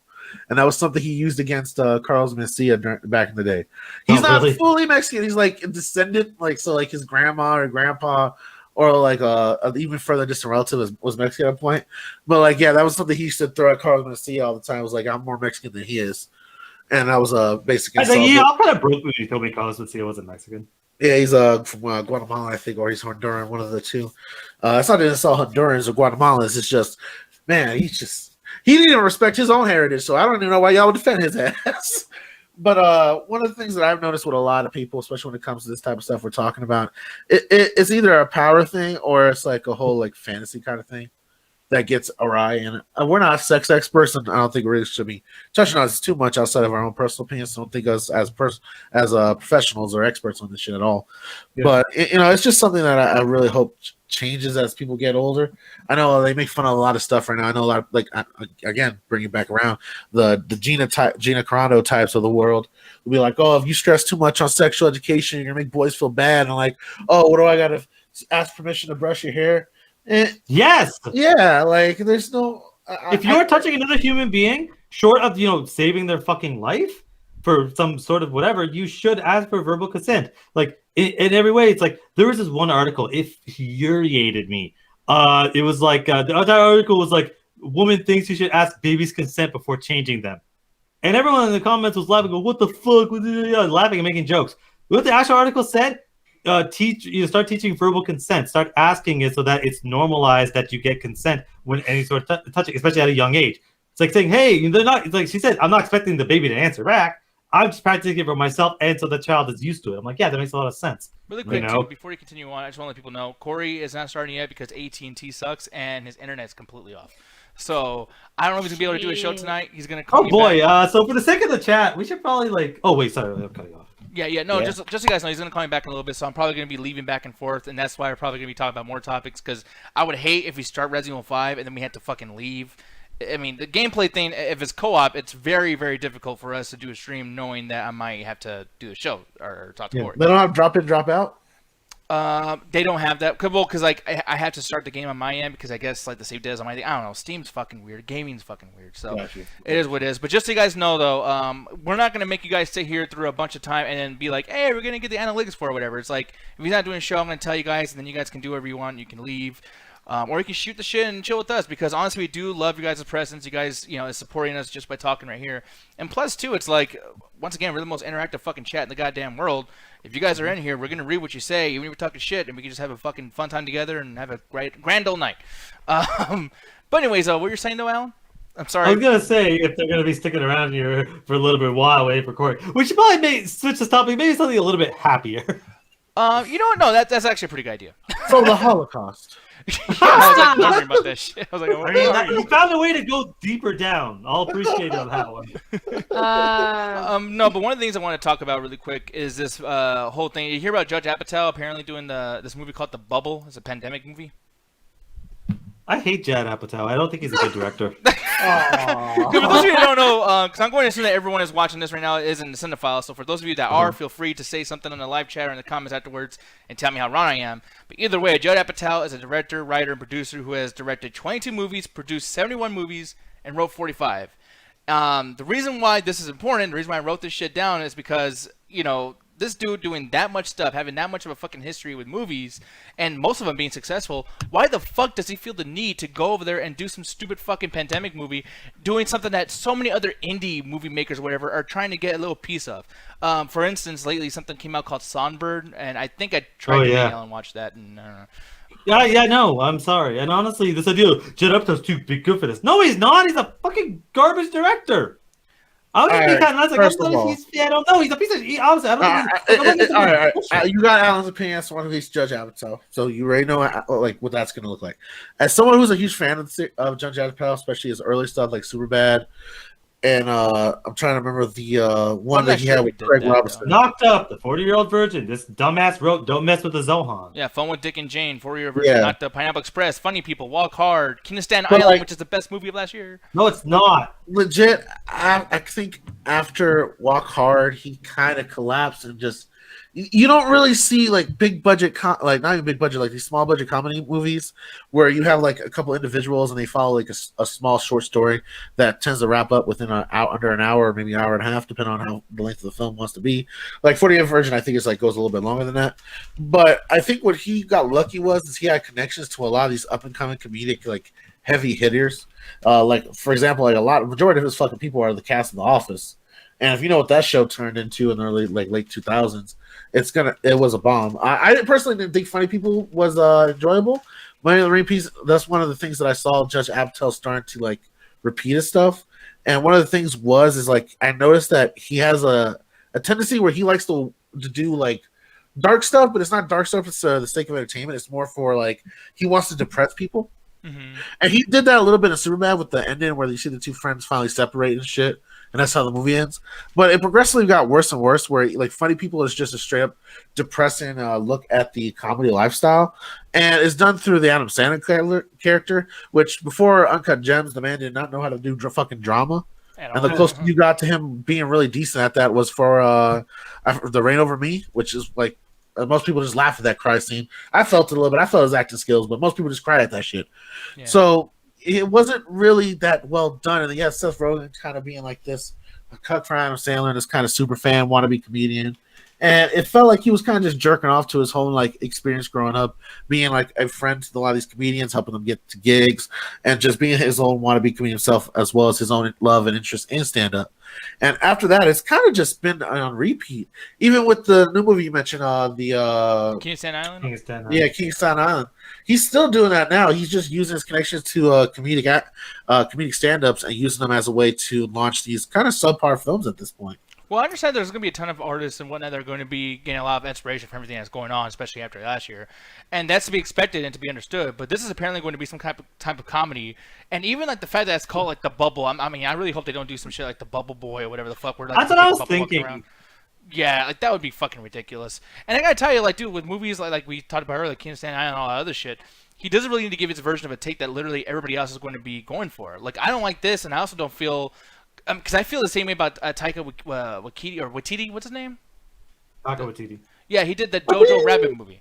And, like, dude, I feel like certain things should not be joked about, even if it does seem funny or if it's subjectively or even objectively well made. If you're an artist and, let me see what happened over here. Thank you, Ryan. He says, hate to interrupt the floor, but breaking news, GINA Carano is gone from Star Wars. Holy shit. Yeah, You guys are welcome. I was just about to say that. She got kicked off. She's no longer a part of it anymore. Wow. Damn, folks, we got her. I mean, all we can say is you're welcome. Wow, hold on. I got my wish. Literally, the chat attack is taking credit for this. When you wish upon Yes, we are. We talked about her, and we said she should be fired, and she got fired. Nick, we're taking this one. Come on. Are those dildos? Huh? Oh, what? Nick, your search history is fucked up. What's going on? Wait, On the right side. So I'm gonna buy this really quick. Let me just go ahead and put this over here. No, I'm just playing. Oh, no. Dude, this is bad. Cover that up. That's some chicken cutlets, y'all. We're a cooking show now. We're off of Twitch, y'all. Everyone's losing their game today. You know what, So guys? today I'm gonna teach y'all how to cook this chicken cutlet. So first of all, you get your sazon goya. But I say we keep this momentum up. Josh Whedon should be fired from future projects, and Ray Fisher should get his job back. And Judd Apatow should be not doing a bubble movie now. Pedro Pascal should get a role still. We're going to read this really quick, though. In a statement out team by IO9, Lucasfilm spokesperson following, GINA CARANO is not currently employed by Lucasfilm, and there are no plans for her to be in the future. Nevertheless, her social media posts didn't, what's that word? Denigrating people? There you go. God damn. Like, dude, if I would have fucked up that word, I would have been canceled next. Nick, I'm extremely proud of you. Just not here, and your reading skills are really, really... I'm always nervous because Jet's really hot, and I'm just like, it says the news comes after a day in which the hashtag Fire GINA CARANO trended on Twitter for hours. The night before, the actress shared an anti-Semitic story on her Instagram. It was soon deleted, but many fans captured it and shared it on social media. That, of course, came after months of complaints about Coronas online, and that's the biggest thing. I think that's the reason why that's a situation, is that it's been months and months. The whole fucking year 2020 has been her being fucking stupid. But the thing is, though, it's like, okay, so now it's out there. You can get fired for saying stupid shit on or not even saying it, sharing stupid shit on there. I'm not saying that I'm mad about this. That's cool. Fuck it. She's a bad person. I'm happy for it. But now who's next? Because I'm guaranteeing you, there's a lot of motherfuckers sharing, commenting, retweeting, whatever the fuck, a bunch of bad things. This can really change the face of a lot of casting decisions that have been made for people who don't know that other people are scumbags. So, don't know. Good. Okay. I mean, if you feel that way. Good. Like, I'm sorry. I don't shed a goddamn tear. Okay, if you get fired for sharing... Okay, let me ask you this. What if I was more Fox News Nick-ish, right? And, like, I was totally Republican. Wouldn't it be unfair if you're like, dude, Obama was great? I'm like, get the fuck out of here and I fire you? That'd be a little shitty, right? If we were still friends, yeah, but if you're a Republican, I don't think want to be doing a show with you. Or depending on how crazy you were, I don't think I'd be your friend. No, that's what I say. Like, if we're still friends, you know I love you as a friend, bro. Because ain't no way in fucking hell I put up that much. You have some of the worst opinions on everything and anything that I've ever heard in my entire life, but I still love you as a friend because it comes from the heart. When you start doing shit where it's like, I'm gonna retweet Trump saying we should get rid of all Mexicans, well, I'm Mexican, say that's like, no, you are not friends anymore. In his defense, there's a lot of Mexican. I'm just playing. I mean, you were about to go on that rant the other day when you thought that fucking shampoo bottle was calling you a punk. Oh, that shit. No, because Mexican jail needs to fucking chill out with the insults. Like, I don't like that shit. It's a style of hair. It wasn't insulting you. It called me a punk, fool. They called you a punk. It said you want to look like that one. That gorilla looked directly at me and pointed his finger and was like, punk. I don't even think it had eyes. He made fun of me. That's not how it works. Something like that. I don't know. You know, I was high. Not just playing. I actually do want to touch on what Diaz is talking about because it's something that Already touched on his leg. well, that was how I got my knowledge on this topic. I had to learn through touch. I'm blind like that. But one of the things that I worry about to a certain extent, because as y'all know, I'm a further leftist. I talk about it all the time on the show. Talk about it on multiple appearances, and I actually do organizing with a bunch of other stuff as well. One of the things that I do worry about, and this is something has happened in the past, where you did have a thing called the blacklist, in which people that were communist, socialist, or anarchist adjacent did have opportunities taken from them, and they were censored en masse and had like pretty much their social life completely derailed in the most weirdest sense. Like people couldn't even go to the grocery stores without people harassing them and shit if they knew they were a party member. And that's essentially what you're seeing from with right wingers now. The reason I don't really feel bad for right wingers is because at the end of the day, they do believe like this anti Jewish shit, and they believe in like the supremacy of one race and all that fucking fun jazzy shit that's left over from the 20s. But it does like the question of like how long before me on another extreme political ideology aisle is going to deal with the same consequences. Like maybe one day Twitch hears me talk about the bourgeoisie a little too harshly and is like, we're done with him, and that's terroristic anti-nationalist rhetoric. So unless you get rid of that guy off your Twitch channel's banned.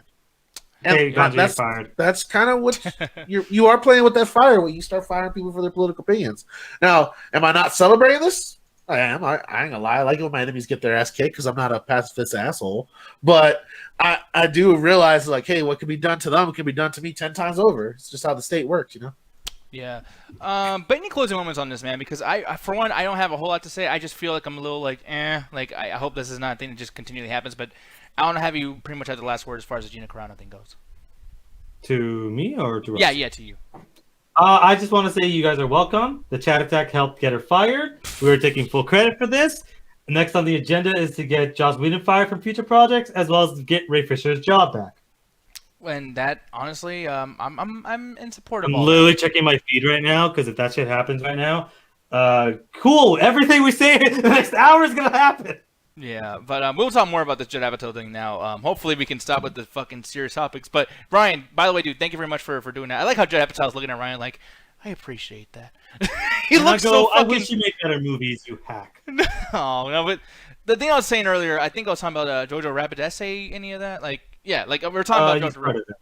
Yeah, no, because like the thing is, like, some people will say some shit about how, you know, despite how subjectively or objectively something is well made, I think that if you're an artist, or at least in my sole opinion, if you're a good artist, you will do something that someone hasn't done already, or at least somewhat avoid the low-hanging fruit.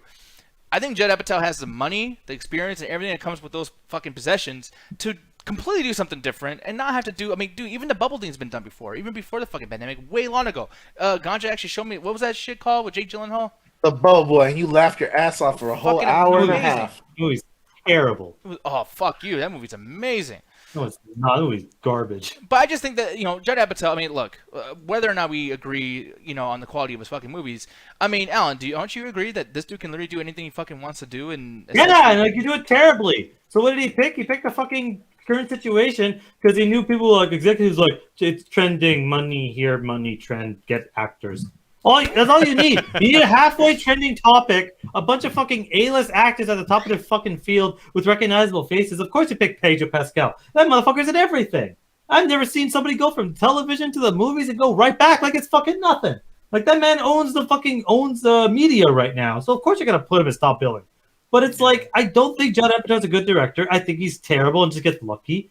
And it's like, of course he is. Like, fucking Michael Bay did a goddamn Corona fucking movie. Literally, a Corona movie came out a couple weeks ago with Anne Hathaway and, what's his face from 12 Years a Slave and Doctor Strange. I can never pronounce that dude's name. But a movie just came out there as well. Lockdown, I think it was called. So it's like, yeah, of course, it's the trend right now. It's an event that happens. It's been happening for a year. There's a bunch of movies in production. To me, this makes perfect fucking sense. Yeah. No, I can see where you're coming from. If I agree with you on the, you know, quality of his movies, I would agree even more so. But, I mean, then again, yeah, I guess I see it.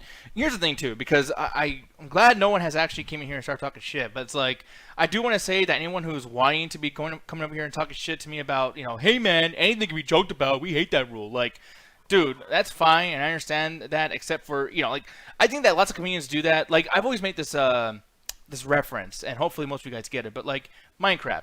if you play the game on creative mode, you can do anything you fucking want. It can be amazing. You can fucking entertain everybody who's watching on the stream, whatever the fuck the case may be, right? Sure. At the same time, though, it's like if you do that, you didn't earn any of that shit. So when you see something cool, it's cool for that moment, and then it might not be cool later on because there's nothing to it. There's no heft to it, right? And I feel like with comedy, you can make me laugh. Of course, you can do tons of shit that's funny. But I like the comedians who, like Jerry Seinfeld, literally one of my favorite comedians of all time. It's not because he's the funniest person ever. It's because his jokes have some kind of individuality that no one else has. Seinfeld is basic as fuck as a stand-up comedian. But the fact that he can poke at something with an empty fucking soda can or make a story or a premise or an ending and mold it into a bit and connect it with other bits is fucking amazing. And yeah, like, I mean, I love Louis C.K. and he's the funniest fucking dude I've ever seen, but he's literally started specials with saying the N-word, F-word, and then said cunt, and the crowd fucking exploded. Not because of the bit, you know, I mean, the bit was funny and people laughed at that shit later on, but like, all you had to say was the N-word. And people were like, oh my god, a balding white guy who's fucking 52 years old, he said the N-word. Oh, it's so fucking hilarious. It's a shock humor situation. People think like, oh man, they're sensitive now. It's like, no, they just want to fucking say Jew jokes and fucking Holocaust jokes and anti-Semitic jokes and all sorts of slavery jokes and get away with it. And it's like, me and Ganja fight this all the time about what comedy is and whatever. He hates that I love The Office of Parks and Rec. But it's like they're two kind of different. There are a lot of different ways to do comedy. Where it's like me and Nick almost have the same comedic taste. Like I don't like Jerry Seinfeld as much as he does. I don't think, literally, I know personally, no one on the planet likes Jerry Seinfeld as much as he does. But it's like the same kind of comedy where it's like, yeah, doing the kind of like everyman comedy to me, I think it takes a lot more effort because it's like you're making funny out of things that shouldn't be funny. You know, yeah. Nobody always gets on me. He's like, oh man, the stapling of Jello comedy, huh? It's like, yeah, that's just fucking funny. Yeah. By the way, too, I'm looking over here in chat, in the other chat, because there's the Double Toast one and the chat tag when I'm looking at both right now. I wrote a whole fucking thing over here. The Glucose guy saying Corey fucking up one way or another. I want to let you know that this is definitely not Corey fuck up. I will make fun of Corey when he fucks up and blah, blah, blah. This is not him. It's AT&T. And by the way, we all dealt with this when we went together in Miami in 2019. And AT&T is one of the worst fucking companies for internet or anything in the whole fucking world. They're terrible. Tell them, Rocks. Yep. I agree, because AT&T is my phone service, and that shit drops all the fucking time. Yeah, I'm Canadian, and I'll agree with you on that because a few times I've been to the States, especially in New York, AT&T was a provider, and I'm like, hi, I'm in the biggest metropolitan city in the entire world, and I have one bar.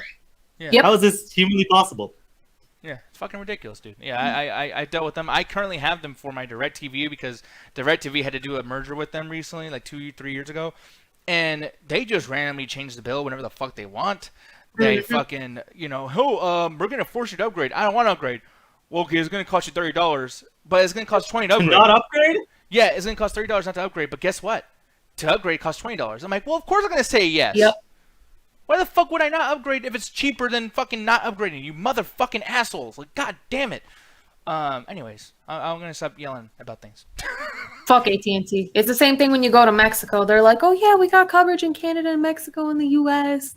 We got you covered. Don't worry about it. Bull fucking shit. How many times did I try to do the show when I was visiting my family and my shit kept dropping? I couldn't hear you guys. I couldn't text anybody. And I was in the city. I wasn't like out in the She had to get into the corner to get an actual like phone call with me going at some points. Jesus Christ, man. Fucking dropping, pop, locking, stopping. You know I had to stand with one leg just up in the air, one titty on the refrigerator, my ass cheek on a bar of soap, and my hand up in the air holding a hanger. Her nipple got a little bit of tinfoil on it, trying to catch a reception. By the way, right now, Alan is quiet because he's writing down notes. Alan's like, this is what I have to do next time I'm in America. I got to make sure to get the internet. I don't know what to do. It's like, I don't have a goddamn choice. Whatever the fuck random radio signals I fucking get. You can put your might as well just fucking... No, what? Put this coat hanger between your ass. Why? You're gonna get a better signal this way. Just put it like right there. Good. Why don't I just swing it around my dick? His what was fucking great. Shit, we got HBO Go. Wait, stay right there, Al. Don't move. God damn it. I have to move. I'm spinning it on my dick. I gotta move my ass too. Oh shit. Anyways, guys, but no, we'll talk about more topics later on. But I'm gonna see. Hopefully, Corey doesn't comment when we start this. That's the whole reason we did topics. We're gonna play some Resident Evil 5, and whatever questions you guys ask, whatever you guys talk about in the chat, that's gonna be what the show is still. So don't feel like you can't fucking interact just because we got a game going on. I will definitely be talking to you peeps in there. So, anyways. Especially that most of the time they're going to be dying, so we can use you guys for like conversational pieces. No, we're actually pretty good at this game. Not the last episode I saw. Oh, we didn't die. It's just the game. You did die several times, I might add. I actually have not died that often. You're the one that dies the most. Oh, Yeah, we Every Nick time died I by tune even. in to these long playthroughs, the first one I see is Sheva die, and I know that's not Diaz, so I can only assume it's one other Nick died a co-host. bunch of times too. We're about even, and Nick started the game. I already did. You gotta get your ass in here. Ah, perfect. Poop butt. By the way, we're gonna try to beat this game tonight. Because we're like 6-2. We only got 2 more bosses. Nick, I only want one thing out of this entire experience. Because we gained a lot. We went through a lot of trouble. We actually managed to play a full playthrough. And we did a lot of cool stuff. But you still have never admit to me that this game fucking sucks. Well, that's because you're fucking wrong. This game's a fun game. And he was, by the way, guys, if you guys watch chapter 1 and 2 of this particular game playthrough, you will see that he was having a good fucking time. He was happy as fuck. By the He was way, like, "Am I wrong?" we're on chapter 6. I know, but he was It like, has "Am I been wrong?" terrible since the end of chapter 2. You're just mad because you lost a couple times. Like what Ganja said. Ganja tells the God, truth. fuck I've never heard you. Ganja Don't say anything Don't incorrect. start the game yet. It fucking kicked me out. Ah, Oh. see? It does that a couple of times. Yeah, this game fucking sucks. I heard you talking shit. That's why I kicked you out. Yeah, I guess can you restart the game or do you have to fucking like? Well, I had to start the Karma game, and then I gotta takes exit you again. That's annoying as fuck. Yep. So let me see. It's not letting me press start. What the fuck? Do I'm it. trying to get better at Call of Duty. That shit's kind of fun. Yeah, It's isn't pretty it? fun. It's almost like when Yeah. everyone freaked out on the internet saying, "You can't do it, stupid, jump on your butt." It's almost like it's not stupid to be fucking play and have fun, fucking assholes. You know, Oh, my no. They are right. The only difference is this iteration of Call of Duty. It's like, hey, this is probably the biggest change they've had since, like, honestly, probably since the original. Because like they went into the formulaic where it's like every game did feel the same, and then Treyarch said, "Fuck it, we're on cocaine, so we're gonna do like Space Aliens or whatever the fuck they Lawrence did." says, "I just dropped the best looking fry in the bag on the floor." Dude, I hate when I do that, bro. Like, do you like them like really burnt or whatever? Or, My second rule, motherfuckers, eat that shit. nah. It depends on where it I fell. don't Because give a if you if you work at a barber shop and that shit's covered Oh. in hair, And And you're you not blow it gonna up a pick couple it up times. and Extra eat it. protein. No, Who that's cares? gross. You just Who gives a upset shit? Ganja. By the way, who's eating fries in a fucking barber won't shop? eat ass. A lot so of eat people. barber fries off. Barbers the gotta top. eat too. The fuck? You got exactly. Eat the floor. Eat the floor. Eat the floor, Eat yeah. the Eat the floor floor? fries. Eat the Get fries down should that not be tile, wasted. boy. Fries should not be Get some wasted. French No, floors. no. Roxy didn't do shit. You were the one that fucked this up in the beginning, Alan. Fucking floor eater. By the way, what the fuck? The giant random pile of bodies. Dude, if Giant this, if fucker this is on like a my hair. garbage boss, like he's like a garbage man, he goes, "Roar," and comes out, it'd be fucking great. What the hell happened here? These are all the fans of Resident Evil. The chat tag is wild. We always wild in violation. Fuck you for laughing at that, Rox, you fucking ass. This is not an episode where we're not wild. Well, when are we wild?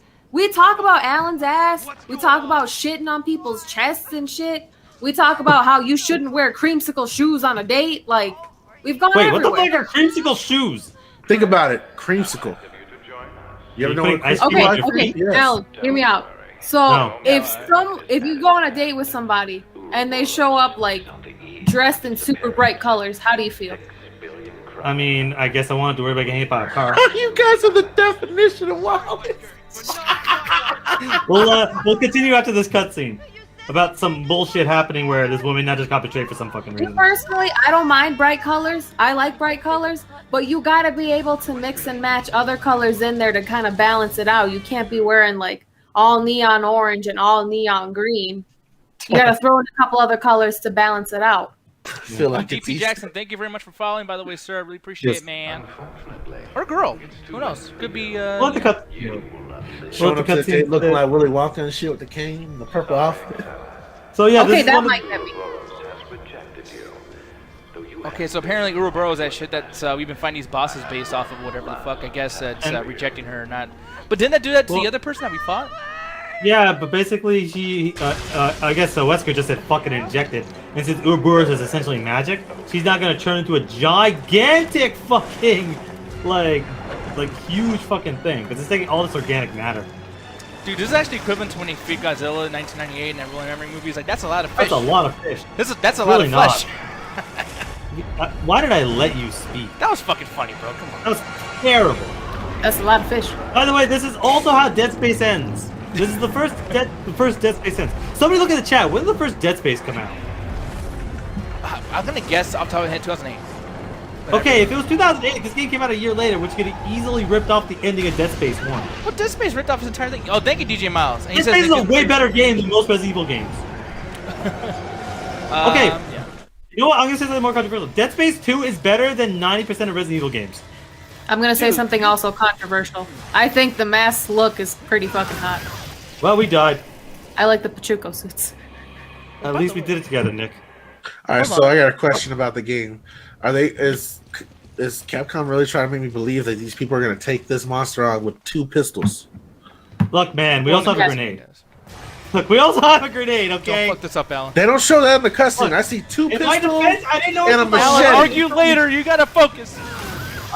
God damn it, Alan, Alan, focus, Alan. Dodge, Alan, bitch. stop arguing for once. Stop being loud. Focus. We're focusing. I'm just gonna press X for the entire cutscene until we start.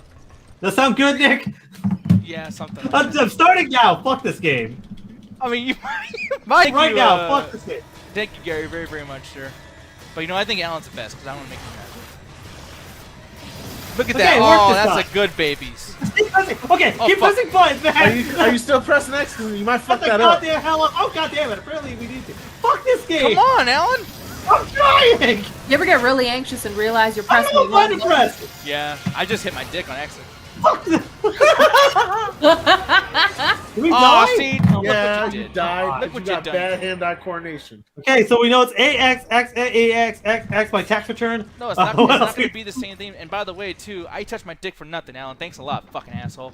You do that anyway. Yeah. Okay. so- Doesn't everybody? Ganja man. Yeah. I'm touching my dick right now, y'all. You want to touch the scene that? Let's do it. Okay. That's a button. Okay. Okay, come on, let's do this, Nick. Did you just call him Dick? Yes. Team. Yeah. Thinking of Come my on, you penis. fucking penis. You're thinking of my penis. I'm thinking of the complete opposite. Come Come on, on, Nick, get let's up, go. I'm going. Come on. How does she Hey, pick my pop. big ass up? Come on, run, Run. Hey, hey, hey, hey, Run those phallic legs. Yeah. dude. I swear to God, this game series has the worst quick time events ever. hey. It's not Okay, that Lost Miracle 23. Hey Nick, is the DT show canceled? bad. No, not yet. Corey will be calling me soon. Let me know if it's gonna be canceled or not. But I think it's going through the whole like peening his modem or thing from AT&T because they'd be fucking up. But, Okay, we actually fucking made it through that bullshit. Oh, And Mauricio said, "Get your hands off my." Whoa! Oh. I think Alan just realized he had to get his hand off your penis first, yeah? I can't. Oh, Please, Fuck this someone game. come back. You didn't ask for consent, Alan. Somebody clip that, please. Please don't flip Consent is that. sexy, Alan. How many And people that do you have was watching? not Ah, consent. man, 110 viewers. Just watch me get scared of the Resident Evil game. Fuck this game. Can we just No, leave? For people who aren't watching the stream and just listen to this, like me, it sounded to me like you got scared of Mauricio's penis. And I think that's why Diaz is laughing. I'm gonna die. You have a game to play, you You motherfucker. fucking got knocked down. I fucking sucked him. I can't believe I got scared in the Resident Evil game. Resident Evil games haven't been scary since the fucking SNES. I mean, apparently you got scared by fucking Mauricio's monster dong. Why did that get added to this lore? Right in your face, Alan. Oh, Oh, that shit was imagine funny. that fucking mom. Oh. Okay, shut up. Shut up. Shut up. Did you get hit too, bitch? No. No, he got Good. cut off at the wrong time. He said, "Look at that monster!" Oh, Mauricio, pull your zipper up, please. We can't take no more. Guys, stop getting We're hit playing by a my fucking dick. game already. Where the hell are you? oh shit! That's why the ministry don't be working because your dick is half the data. Something meta about this. Dude, I gotta get some shotgun kills. You know what they say: talk low and carry a big penis. Oh, it's fucking Who funny. says that? I made it up. I say it. Fuck it. He referred to himself as the You're fourth never people. gonna say that phrase ever again, so no. Oh shit, look at that. Don't get scared over there, Alan. Oh, they clipped it. Oh, they clipped it. I need Oh, this in did my they life. know? Yeah, they clipped it. That's fucking great. He's running and all of a sudden that Yes. thing fucking punches him in the face like a jackass fucking stunt. That's great. He just goes, Man, I don't fuck this Hey, game. Nick, this way. I hate this Don't. fucking game. That's fucking Fucking funny. worst Resident Evil game. Oh, that was so fucking funny, dude. But it was the best reaction. I can't wait to watch it. I'm watching it right now. Mitchy Arm, what's up, Mitchy Arm? How you doing? Thank you for that bit right there. Appreciate it. Nick, I need some help here. Some Dead Space rules here. I Dead know bodies what on the ground. apps these are. Okay, Oh crap! Help me!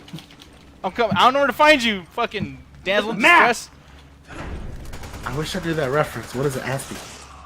I don't know. What? Hey, Aspie? Nick. Look at the hallway here. Oh shit. Dead Space rules. Oh shit. God. Are those the monkeys that chill in like the water? shit. Machine? You go swim with them in Japan? I thought it had something to do with Asperger's. Ain't that Step it? back, dude. Oh. I'm No, gonna no. run. I don't know either. Ooh. Aspen is a city in Colorado. There you go. Aiming sucks in this fucking game. Fall back, dude. Fall back. You're about to get hit. I Oh killed my him. god, you almost died. I'm the best. You almost died. Around. By the way, does this remind you of anything? Down. What? Dead Oh, Space rules, man. Shoot through the bodies. yeah, that's gonna be an issue, right? Yep. No, you can waste bullets. It doesn't do Oh. anything. They're gonna hop up at you in a little bit. I'm about to say that's some bullshit. Hey, Alan. Dead Space rules. It's supposed to be Dead Space rules. Spencer's notes. I didn't read all that. Holy shit, that's an entire book. Yeah. If you want to read it, sure. We spent 45 minutes reading that bullshit. No, we're good. Yeah, that's a terms of agreements right there. It's fucking ridiculous. Oh, we need the bridge card. Okay. Hey, Alan, get the bitch card. What? Oh, thank you, Mitchy Arm. Yeah, I really appreciate Said, that. I'm doing good. How are you guys? Oh, we have to go get the Awesome. card. I don't know what the... I mean, I think yellow? Alan's doing fine. I think Nick's dealing with a little bit of anxiety. How you doing, Rox? Yeah. I'm spooked. Because, you know, big peepee. Oh, you got it. Nice. Gotcha. That's all And been I'm brought to you just a guys, by little the way, bit by on the high Mauricio. side. What's up? Mauricio over here in the chat with his big dick in his game. I don't know how you got this dick in this game, Mauricio, but thank you. I don't know why. How did Mauricio's dick get involved in this? I really don't Ask know. him. He's the one with the pants. What? What? Over here Anyway, walking fuck it. around. Let's, with let's big go shit in fight the this chat. boss while we also have to find Solid Snake. Hey, Mauricio, if you ever like find a girl that you really like, just send her this particular stream, and then Don't. when we talk about your dick, she'll be like, "Damn, it's so big, it's in the Why are game." they playing such a boring, terrible game? It looks like it controls like shit. Oh, I ain't boring. I think the real question is gonna be That's like, why why they they're. put Mauricio's dick in the game. Because you needed some excitement. big dick. Wait, bad boy, nobody. No, you do not stomp dead bodies in Dead Space, because by that point they'll be able to fucking hit you. You literally shoot them, shoot their heads off, and then they'll come attack you and shoot their limbs off. Oh, this is like a straight up super battle. I remember this. Oh yeah, I know. And then after that is at that point I literally don't know how the game ends because I never got we're almost to the furthest point I've ever been in this game. I honestly, guys, I promise you, we'll try to make this entertaining, but this might be a little repetitive because shit gets hard soon, man. A This little boss fight repetitive? is terrible. I want to warn everyone. This boss fight Get these is rifles. terrible. Rifle ammo. Oh, you fucker. I got plenty of rifles. You fucker. You did have to be like 8 times. I did that to you What I once. do to you once? What the fuck is that? How the fuck should I It's know? Resident Evil. We It's don't know magic. anything. It's magic. You What sexy kind of- thing. You sexy thing. Oh god. So let's go up. I don't So know. Alan's flirting with the monster. You sexy Look, man. He was Look, I lost will in those take one. balls. I will take one for the team if it means you don't gotta fight this thing. Hey, hold on. You would. What? What? thing. Wow, did you So- hear? Najee went through all the stages of fucking. Duck! Oh shit, come help me please. I forgot the duck. You can yell as loud as you Where'd want. you That's go? not gonna change the fact you want to be a hentai girl with tentacles all over you and shit. Look. This is L. If it means I don't gotta fight this boss, I will take one for the team. Here's some lube. You might need it. Yeah, probably. By the way, I isn't it so nice that the monster just let us do that? That's pretty cool. I mean, Because I really here it appreciate is, it. Alan's offer. It's really progressive. Monsters are trying to change their image. There you go. You know, because in the fact that we're extremely powerful, maybe this boss fight won't be as fucking stupid. I should have got a rocket launcher play. I should have did. Should have got a grenade launcher. I have one, stupid. Oh, Where? look, I'm Oh, sorry. you want to continue that sentence? Oh, look at that. See, duck. Fucking there's ducks and goose. Yeah, no stuff. Whatever. Okay.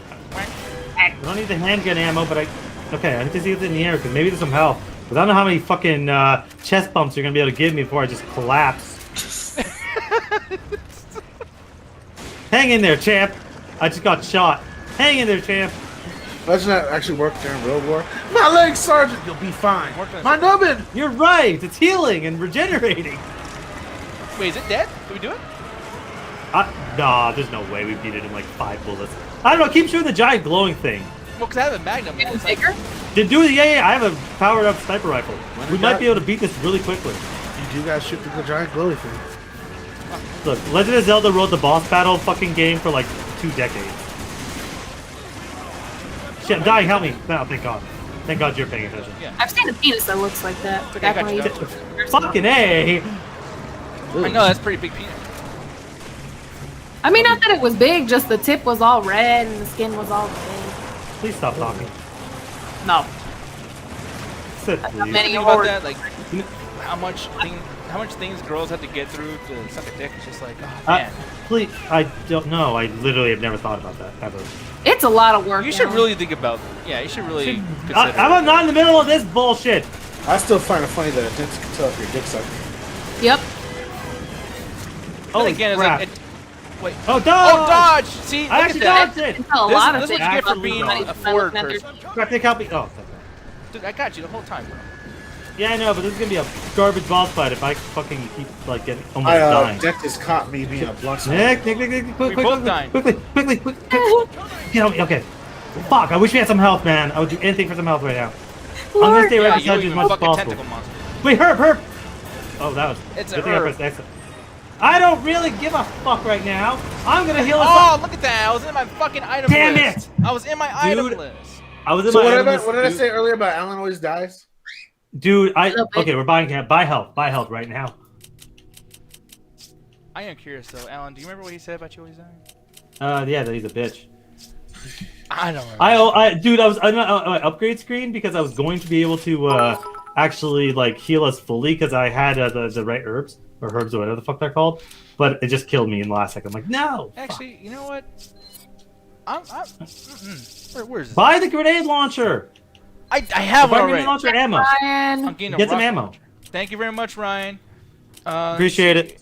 I can't read what's being said because this thing's in I the way. can Let me read it. actually, I'll move this out of the way. I know you're focused, but for context, Mauricio was referencing a very famous viral video of an Australian dude getting arrested, and at one point he No. said, "Get your hands off my Damn it. penis." Oh, okay. Ah, What happened? I hate this fucking game. I remember man. that shit. Good times. Well, not for him, but for You're me. literally booting me out, Nick. So don't do anything. Well, no, I have to go into the game and then leave. Fuck, I really hate that. I mean, too. It does that like 2 or 3 times, but then we eventually get into it. Yeah, it's some penis, bro. Penis. I'll give you this pro tip: wipe after you pee. Why? It's basic common courtesy. If someone's gonna suck your dick, you don't want to taste driblets and giblets and what the fuck ever of Yeah, what you pissed out earlier. Clean that shit. Wipe the tip and pull your foreskin back. I cannot stress this enough. As someone who used to pull back foreskins for a living in the nursing home. How much did they pay, by No, the way? Was do that not right? clean your shit enough. Please stop. I'm so glad you clarified that. I literally lost track of what the fuck I'm supposed to be doing right now. And You gotta join a pediatric game. sex. Okay. They're Sickening. like, shmigmack. By the way, I still can't believe there are people playing this game. There's literally people just starting this game for the first time. Like, it's All right, kind of question. nuts. Peeing after sex, does that go towards men as well as women? Yes, it goes for both. Dude, I did not know that. I never understood that. what the fuck is happening? Because you have sex, like things get sloppy and wet and sticky and gooey and all this other shit. So you want to I'm just make being sure that told. you clean out your pee hole. No. I don't understand why. As soon as I know. Yeah, do you want to ask that question? I mean, I do, but I don't want to. I don't want an answer. Do you want me to I tell you want what you to ask the that penis question. looks like? Because I I can just tell you. want, no, I just want to know why. Why is it immediately after that you have to go to the bathroom? Like it's like your body, like your bladder fills up. Like I don't get it. No, I'm not saying like the second you like finish having sex, but at least after sex you go pee. By the way, I just want to say that Johnny, shit's fucking great. You said smegma, but I read it wrong and it said smegmag. And now I just want to call that smegmag for the rest of my life. Okay. Actually, do we have? Okay. I wish I had a smaller thing, but I think we'll be okay. Aww. Yeah, because my dick's way too big. Saved it. Okay. I got rock on. It's not gonna do it. No, Nick. Don't do it on these random ones. Remember when it became a big single one? Do it there. Okay. Oh, you're right. When it comes out, I'm talking about dicks. I want to keep talking about dicks and how people should clean them because not enough people are cleaning their dicks or their asses properly. Yeah. And I'm sure that's all very interesting. See Nick now do it. All right. Or when it's like, yeah, there we go. It won't kill it instantly, but it's gonna save us a lot of trouble. I'll try to protect you from these fucking random things. Do you, dude? Do you? We did it. Seriously? Did we just beat that fight? We did. It's over. I'm not fucking Fuck complaining. this. Fuck this game. Remember that boss? That boss fight takes half an hour. Yeah, no, it's a long fucking boss fight. And you still got accuracy? What the fuck did you get the accuracy over me for? I shot my rifle a At lot. least I got Because he rank wiped. points. Goddamn right I did. By the way, I want to point out, you should wipe in general, not just before you get laid. Oh yeah, that should be something I said. People are like, I only have to clean my dick when I'm about to stick it into a person. Well, I That's guess I'll never. convenient. No! No, Roxy, I'm on your side. I'm saying they should do it in general. Do I have to tell the foreskin story again to No! Do you like make the that? idea as to You didn't why? tell in the first place. Yeah, you really didn't, bro. Do you want her to tell the story? No, stop talking about it. No, the only one who really makes a decision here is Diaz. Diaz, do you want that story? No, I don't. My game just crashed. By the What way, fuck's going Ryan on? says breaking news: CBS has just ordered a pilot for Wait, TV Nick. based on true lies in the. I know. I had to join the game and then leave because fucking poo poo. No story time. I guess Diaz doesn't want it. You know, go ahead. Just not too disgusting because there is children. And by the way, why the I fuck? feel bad for them. I mean, other than the people who are on this show? I'm gonna quote Ron Jeremy. Go watch Gilligan Islands. It's much better for you. I want to quote Ron Jeremy as well. All right. And to answer Lando Stevenson, yes, Corey's having internet problems right now, so we're kind of basically trying to fill in the airtime with one of the worst Resident Evil games ever made. Essentially, right now he's on the phone with AT&T, and granted, I mean, it's late at night, dude. They're not going to be answering his call very quickly. But he did try doing a couple of things to like read. And by the way, join the thing when you can, Alan. But he did try a couple of times trying to get the fucking internet to work, like sending a ping to the modem and things, and it's just not working. So they'll figure it out, though. If not, what I told him to do is at least go on Twitch, and even if it's going to be shitty on his phone, at least like use some data and just give you guys an update from him. But the main thing, though, is that he will be calling me as soon as he finds out anything, whether it's going to happen for sure or not going to happen. So no matter what, you guys are going to get an update soon. Okay, I'm ready, Nick. Let's ready up quick so it doesn't kick me out again. Okay. Here you go, Ryan saying, just sit back. You'll hear a tale of a faithful. Actually, Ryan said something earlier. CBS is making a fucking TV show for True Lies. Yeah. That sounds terrible. Lies. That movie's fantastic. I love that movie, but a TV show? By the way, like, too, though, I was singing a song. You interrupted it. And I was having good, because you suck. I'm gonna do it again. That movie only works because of Arnold, and you're never gonna get him to a TV show. I did it all for the nookie, so I took that cookie. Is that seriously the lyric? Stuck it up your ass. Look, I don't know enough about Limp cookie, Bizkit yeah, that put can some booty on entirely it. be the lyric. That's what Yeah. like a chainsaw, because it goes vroom, vroom, you know what I'm saying? Off your butt crack. I can't tell if you're making up lyrics or if that's real lyrics. You know, I don't blame you, because he does a song that's like, get a cookie and stick it up your ass, so I don't know. Is that the real lyric?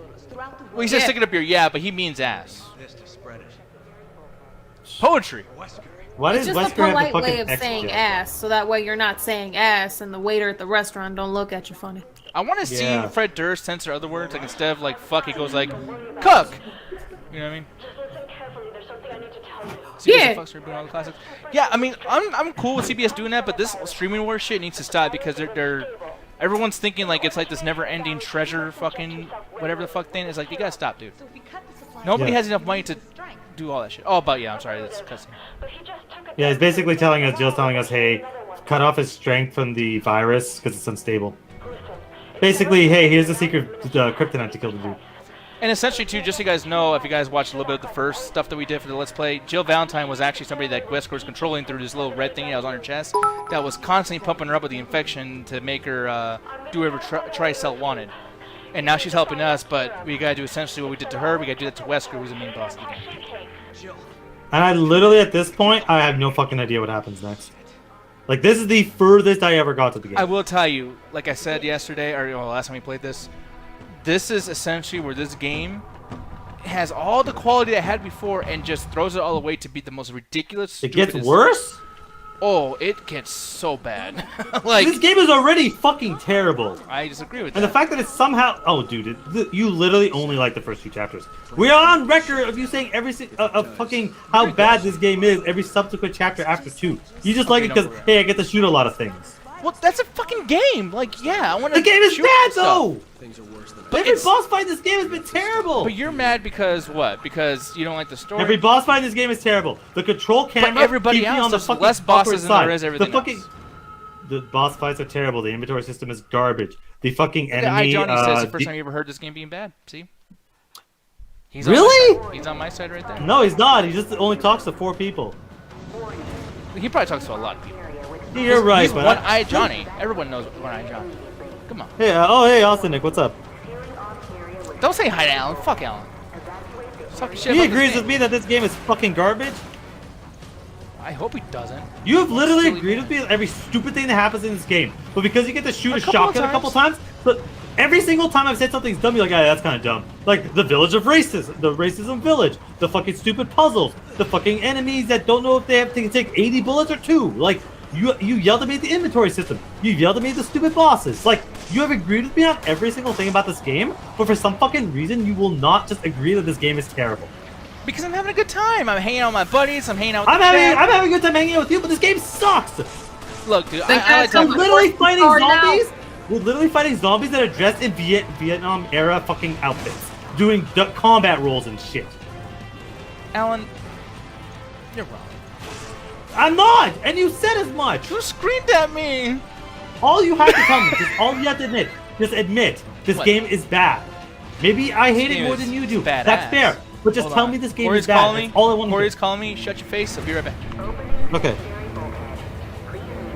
So, anyways, Marcus Siberius is in the chat, and this is actually Resident Evil 5. I'm gonna try to defend Nick right now because he's currently on a phone call, and I don't know how the fuck I'm gonna do this. So, Alright, so let's now get this Nick's party away. started then. You're gonna tell that foreskin story, then. No, you're not. I need to focus. Nah, you're just gonna play the game. Fine. you Good. can't focus with foreskin being brought up. I mean, I think that's a pretty fair assessment. What? I wonder what it looks like right now because I'm having to defend this motherfucker as he just stands there. Well, I could tell you what foreskin looks like. It's basically like No, please you ever stop. take like a No. what are Yeah. those called, babe? Turtlenecks, and then you like pull them over your head and shit, and then you just see the tip a little bit. That's what it looks Nick, like. please for the love of God, come back. I don't know how long ago. Everyone in the chat wants the foreskin story. The only one that doesn't want the foreskin story is Alan. The guy Guess has to what? hear it, like, personally. You know what? The chat overrides it. Go ahead and tell the story, man. All right, so here we go. Foreskin story. Just for background, I used to be a nurse, and I used to work at a very Catholic nursing home when this story took place. This was my very first day, very first patient that I come up to, and it was a simple enough procedure. You pull back his foreskin, apply a cream, pull the skin back up, everything should be done. Easy peasy, right? I go over there and I try to pull his foreskin down. For the life of me, I can't get it down and I don't want to hurt him. So I had to ask the lady, I was in my early 20s when this happened, so I had to ask the person who was training me that day, who was in her 30s. Really quick, before you continue on, I just want to say this very, very quickly. So, guys, everybody in chat who's there waiting for Corey, apparently they had to update the modem, so there will not be a show today. I'm actually going to be making a bunch of updates on not only YouTube, but also doubletoasted.com to let people know that it's going to be postponed until tomorrow. And tomorrow's going to be the Power Hour. But yeah, man, yeah, Corey is not going to be able to do the show. He's literally pretty fucking pissed off. But if you guys want to hang out with us and shoot the show with us, that'd be cool, it'd be fun. Hopefully you guys are having a good time with us. I know it's not what you came for. But hey, dude, like, I mean, She said. we try to be as interactive as possible. And honestly, I mean, the reason why it's called the chat text is because you guys are the chat, and the fucking show's revolving around whatever you guys say in the chat. So hopefully you guys can you know, stay and chill. If not, though, we'll see you tomorrow for the pre-show, as well as 8-Bit Crumbs and Movie Review Extravaganza, the combination called the Power Hour. But Alan, let's go ahead and do our thing. And once again, people, I'm sorry about that, but Corey's going through his shit with ATT. And thanks everyone for sticking with us as long as you did. We really appreciate it. Yeah, I'll make sure to go over there and do something, or, you know, fucking, I don't know, put a thingy up on Facebook and everything, too. So And if you guys want to see Nick finally break and admit this game is fucking terrible, stick around. You're wrong, Alan. Am I wrong? I played this game side by side with you and ate it every fucking second outside of like the opening, and even then it was like I had to get used to the garbage controls. Yes, Mauricio, it is. If I What? can finish it. Oh, Wait. God. No. Fuck! So my Got you. instructor, who I asked for help, she's in her 30s, and she's like, "Oh no, you can't be afraid. Just yank it down and like get it through the day." She can't pull it down either. What, So you guys another staple person's it in the together? hallway. We've been taking a minute. So another person's in the hallway. She's in her 40s. And she comes in, knocks on the door, comes on in. Hey, what's taking you guys so long? We're embarrassed, but we're being honest. Like, hey, we can't put on his medication because we're having a little bit of trouble trying to pull his foreskin back. Can you help us out? So she tried doing it. She can't get it down either. What was this fucking dude's dick? The Mjolnir from Thor? Like, you have to be worthy to pull it down? What the fuck's going on? Also, how do I help you with this? And then this was during morning shift. Oh. So everyone's there on morning shift. So another lady comes in and she wants to know what the fuck's going on. There's like a big number of us in the room, all crowded around this one man who's starting to smile a little bit. She's in her 50s. Nice.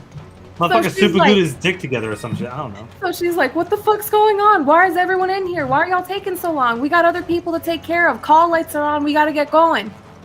Well, again, we tried to explain to her, we're trying to put medication on this client and we can't get his foreskin back for the life of us.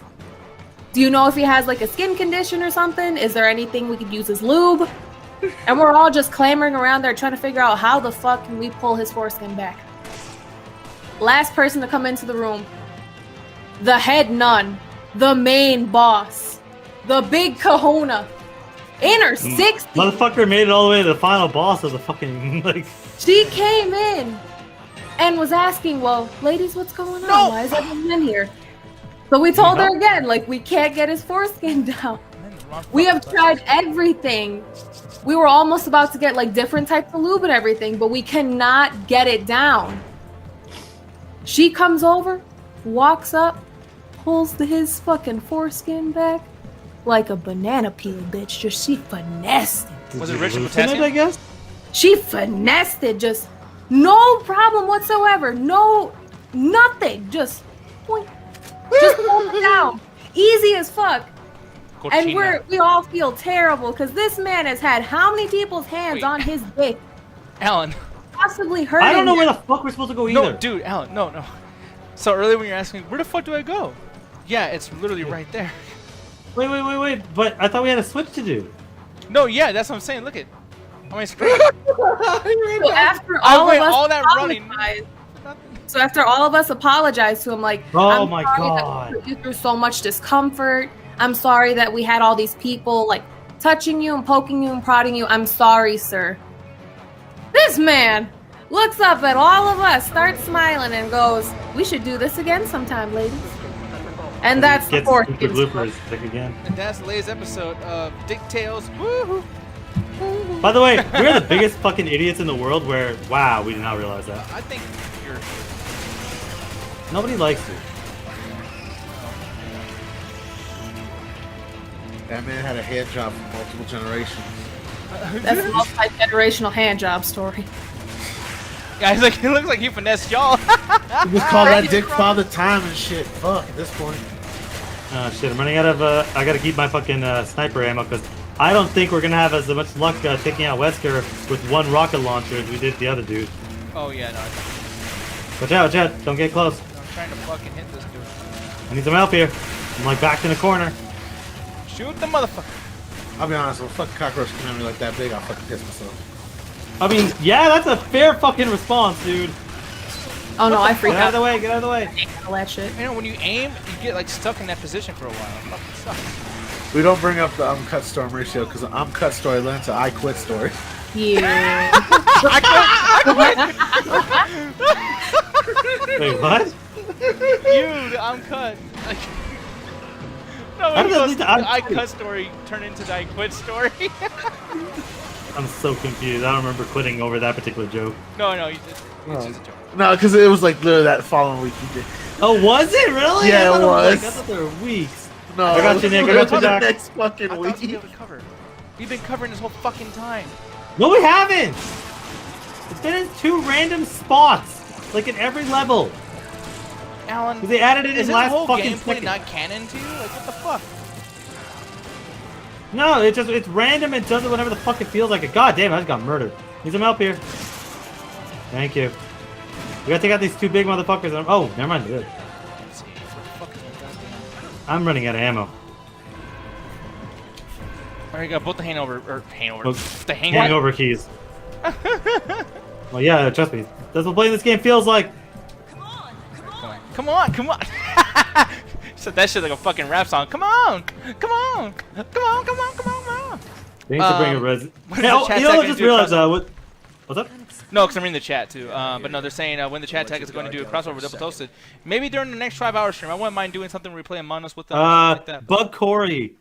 Yeah, literally all you can do is really ask Corey. If you send keikomonths@gmail.com, if you tell him, yo, can you do a fucking thing with you know, the chat tag, whatever. I was gonna say Double Toasted. Can you do a thing with Double Toasted? No, but if you guys You're do technically that, right. We are the pre-show. I mean, you're not wrong. So.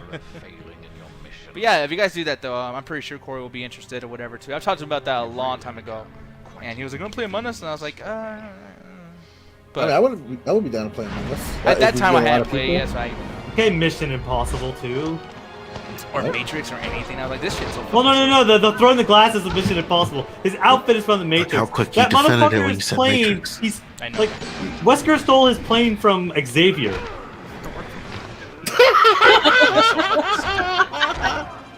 So fucking stupid. This is so fucking. Why is he flipping so much? Because it was He only cool shot back then. once. For some reason, it was cool to flip back then. I thought it was twice this whole time. Oh man, yeah, it was cool to flip back then. You remember the Resident Evil movie, the fourth one? They had the lasers. That was the fucking thing in the trailer. Like, yo, check it out. We copied the movie, and you could do the flip to get out of the laser thing. It was oh, the only, yeah, it was Oh, awesome. I got one for you. Blade Trinity. Oh, that has a lot of flips. Oh, All that them movie's flipping and terrible. shipping and dipping that they did throughout that movie. Flippity skippity whip. It's like they saw Crouch, Man. they saw Crouching Tiger, Hidden Dragon. They were like, we can flip. The Matrix inspired like half of Hollywood movies. Man. Do you remember when every movie wanted to just be the Matrix? Like, the equilibrium exists because the Matrix does. and You're a I fucking- fanboy of the Matrix, amazing. Jesus Christ. I like that. I love it. No, dude. There's so many shots and so many things that just ripped off of that because it's a trend. As soon as a trend becomes popular, everyone rips it off. No, I'm not gonna argue cinematography because I really don't know that much. But I know, like for a fact, like you're sort of right when it comes to a lot of comedies. Everyone had to do a fucking parody of the Matrix fights. Pretty much. Alyssa Alper saying shame on Lucasfilm to quote Leia, "You're gonna regret this." I don't think they probably will. Yo, Joe Nunez got you though. He says no. The Matrix wanted to be Akira. Yeah, I can see that. No, okay, no. Get it right. The Matrix wanted to be Ghost in the Shell. I wanted to be both, honestly. Not really. Akira is a very RPG round. Don't you have a rocket? All right, let's. So correct me if I'm wrong, but I'm more than sure that that the Matrix they actually got sued by the Akira folks, right? And they ended up losing that case, or they settled out of court or something, where they had to admit that they did borrow a lot from Akira. Oh, I want to point out that the Matrix is actually like it's been documented that it's been ripped off of multiple different source materials.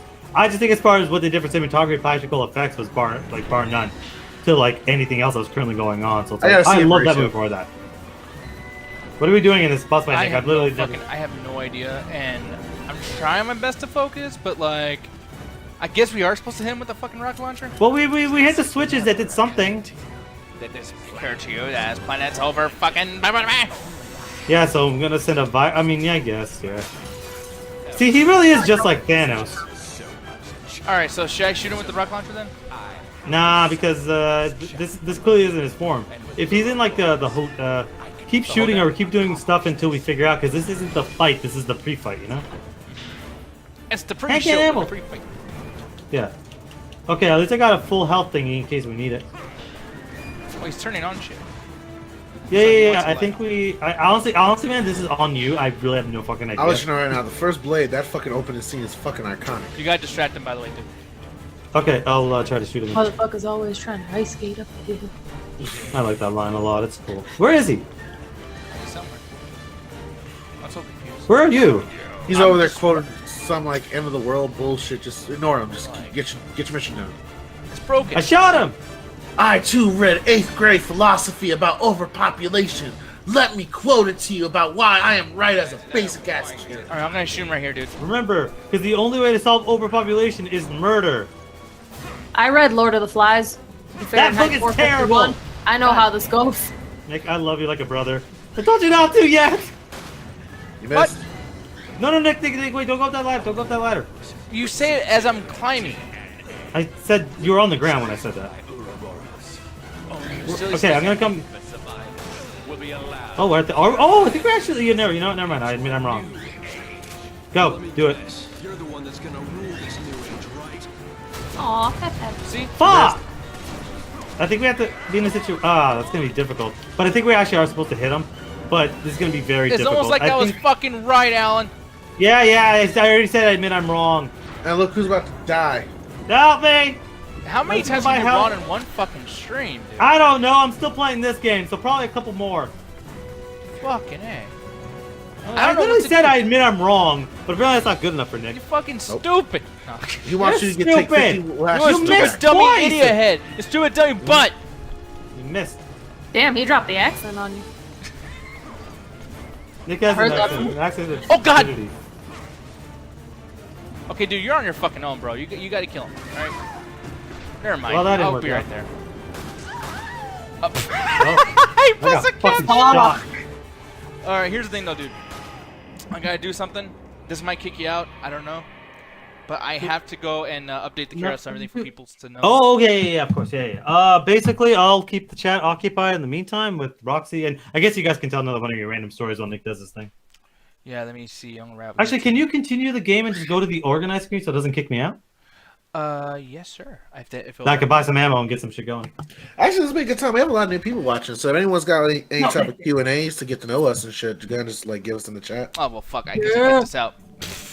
Okay, let me try to join your game real quick before you do your thing. It might mess up again. Just letting you know. Might be better if we Worth a just. shot. Let's see. Ba-da-ba-ba-ba-dee-boop-boop-boo. That's the reason why gaming streams are really hard because things are all fucked up and I really hate gaming industry because it's real fucking trash. Ryan's asking, will you answer this question? Well, we'll What see. is the question? Yes. He got you off. It's a joke. See, I answered it. I said yes. Okay, so basically, this is the point where anyone in the chat, we will answer any question you have for us. Okay, here's the thing, though. Before we continue on, whatever you guys do, because we're still a pre-show, do not ask any questions about, if you want a negative answer, do not talk about that yet. That's all I'm saying. If we say this shit for Saturday, if you guys are like, oh, we think of this one toast, he's beat the shit, we ain't doing that here. Just to let you guys know. Oh, that day, yeah. We're not Oh, gonna do Blasian personal got a attacks. good one. for real. How did everyone come to join the chat attack? That is that's actually a bit of a long story, but I'll let you guys start and I'll jump in afterwards. Conjo, Nick, do your thing. I'll handle this one because I'm pretty much one of the original ones. So essentially, what happened was we ran.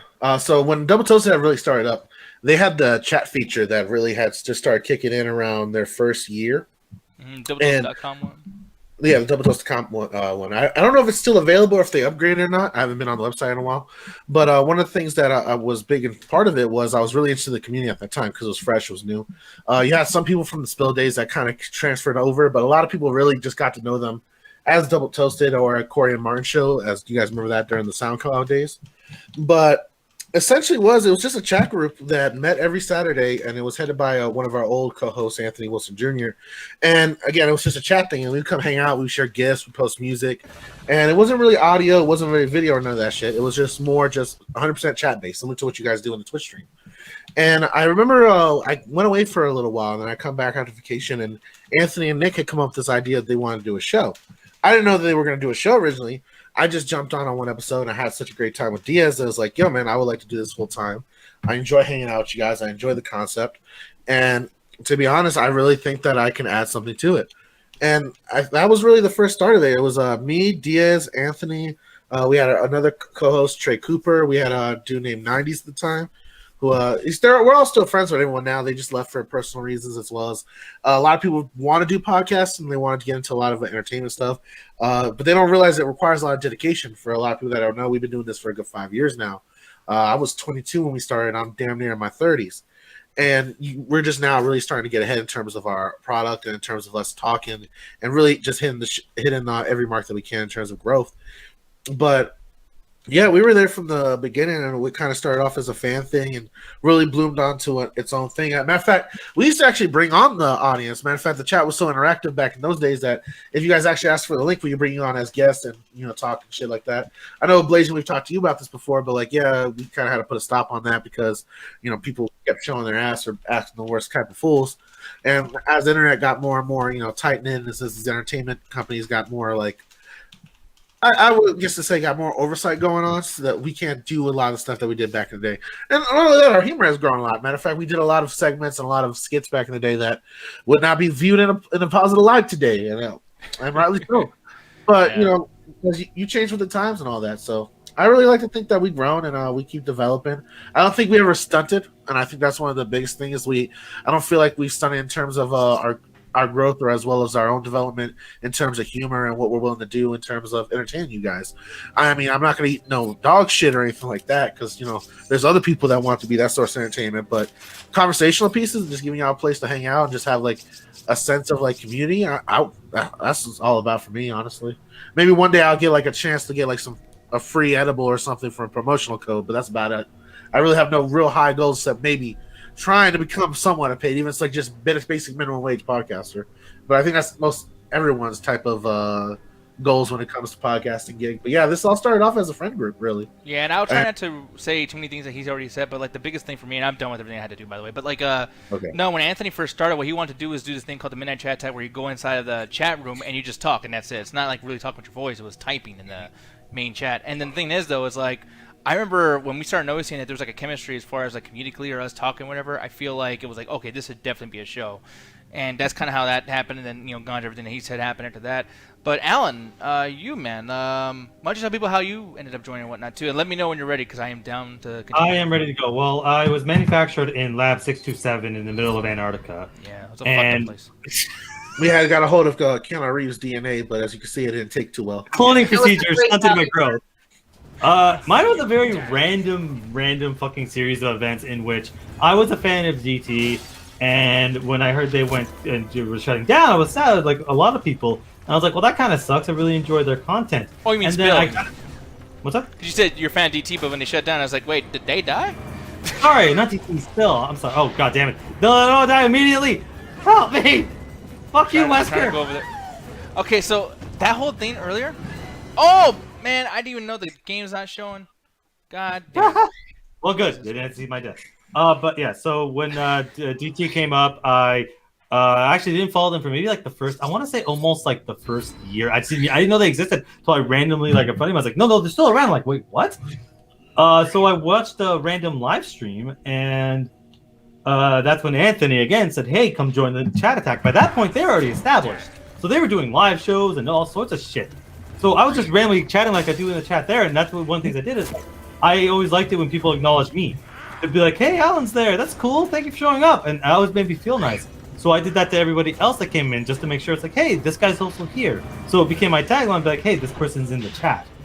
And one day they're like, hey, you want to show on to a show? And I was like, oh shit. Where are you? I think we gotta heal ourselves immediately as it starts. Okay. I'll try not to ramble too much. But they put me onto the show, and one of the first fucking things that I said, and this is when I knew how crazy Marvel fans can be. The first thing I said as soon as I popped in, because Civil War just came out, my favorite Marvel movie. I watched it 3 times because I could get ready to do a review with them. And they're like, hey, Alan, what do you think? I'm like, I like the movie, but Black Panther was kind of useless. And the destruction, they fucking... you cannot imagine 15 people yelling at you. What the fuck's wrong with you? Weren't you watching the movie? What the fuck's wrong with you? You can't say that. That's Janet Book is the greatest actor ever. Like, what that?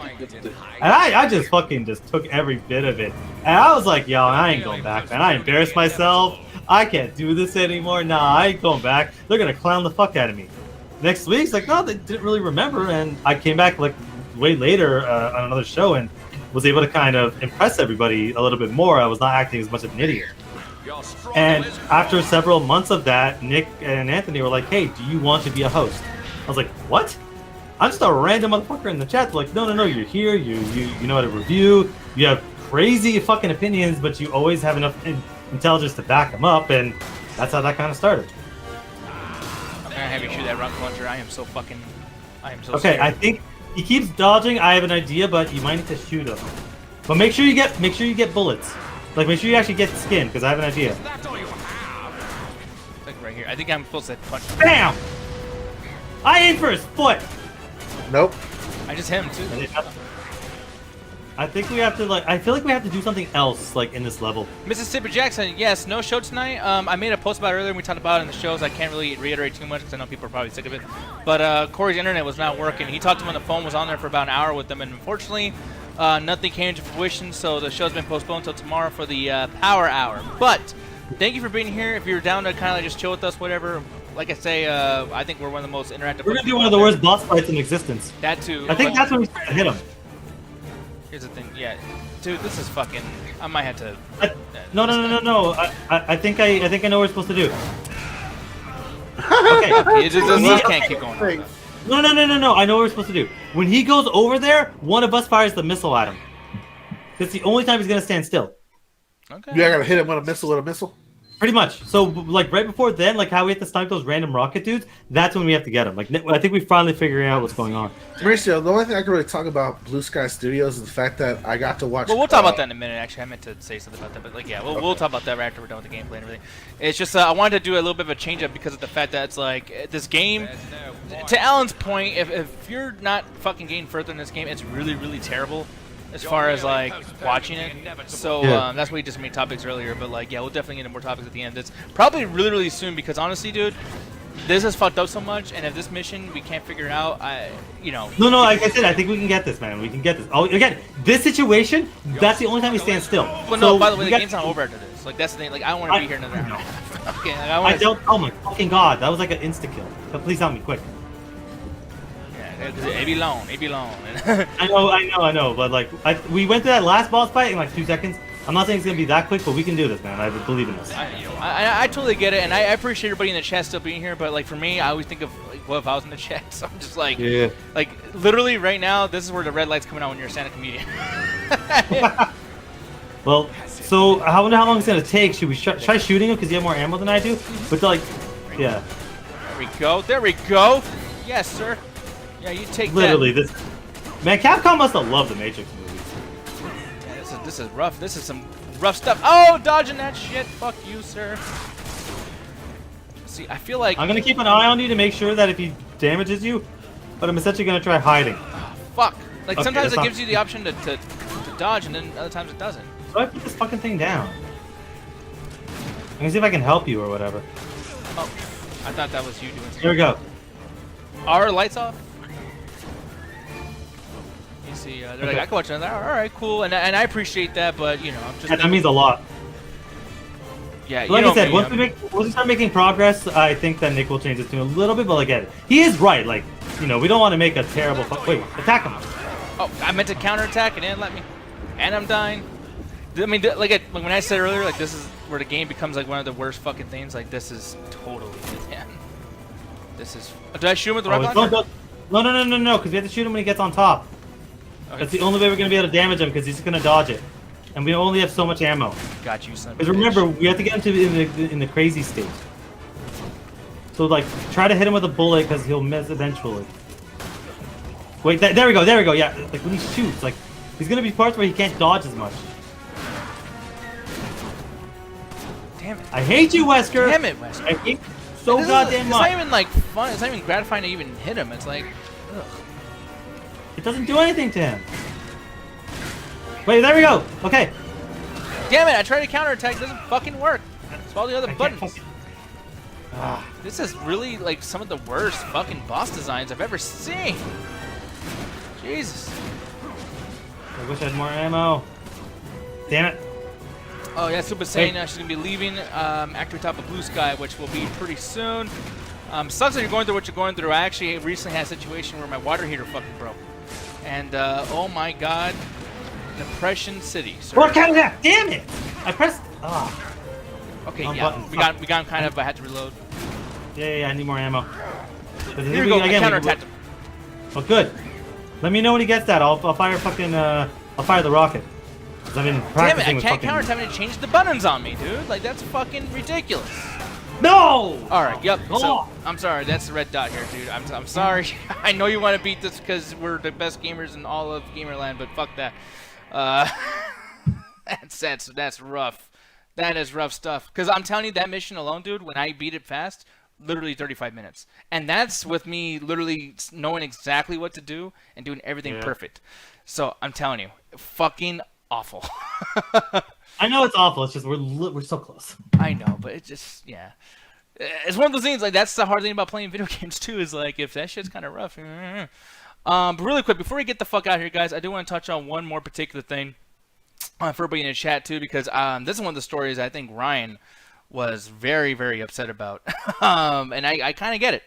But let me see here if I can actually pull it up on my fucking thing, because this didn't, be messing up sometimes. Let me see here. Okay, so I have it. This site fucking sucks, by the way. Like, talk about old school fucking site. But it sucks to see this happen. Unfortunately, Blue Sky Studios, which was part of the Disney's umbrella divisions after they bought up Fox, has shut down due to some economical fuckeries brought up by the coronavirus. Now, for those of you that don't know, these guys are actually the animation studio behind like the Peanuts movie, Ice Age, Robots, and recently Spies in Disguise. And that's the biggest thing about this, by the way, because I have some theories here. But one of the things that kind of surprises me and also bums me out is that Spice in Disguise movie actually made around $170 million on a $100 million budget. And for me, I think that domestically only made like 60 million. It was like half of what it was supposed to make. But the fact that like 170 million combined, it was only like how much is that? Like 110 million internationally, and something like that. Yeah. Yeah, and like I don't know if like they coop all that international money.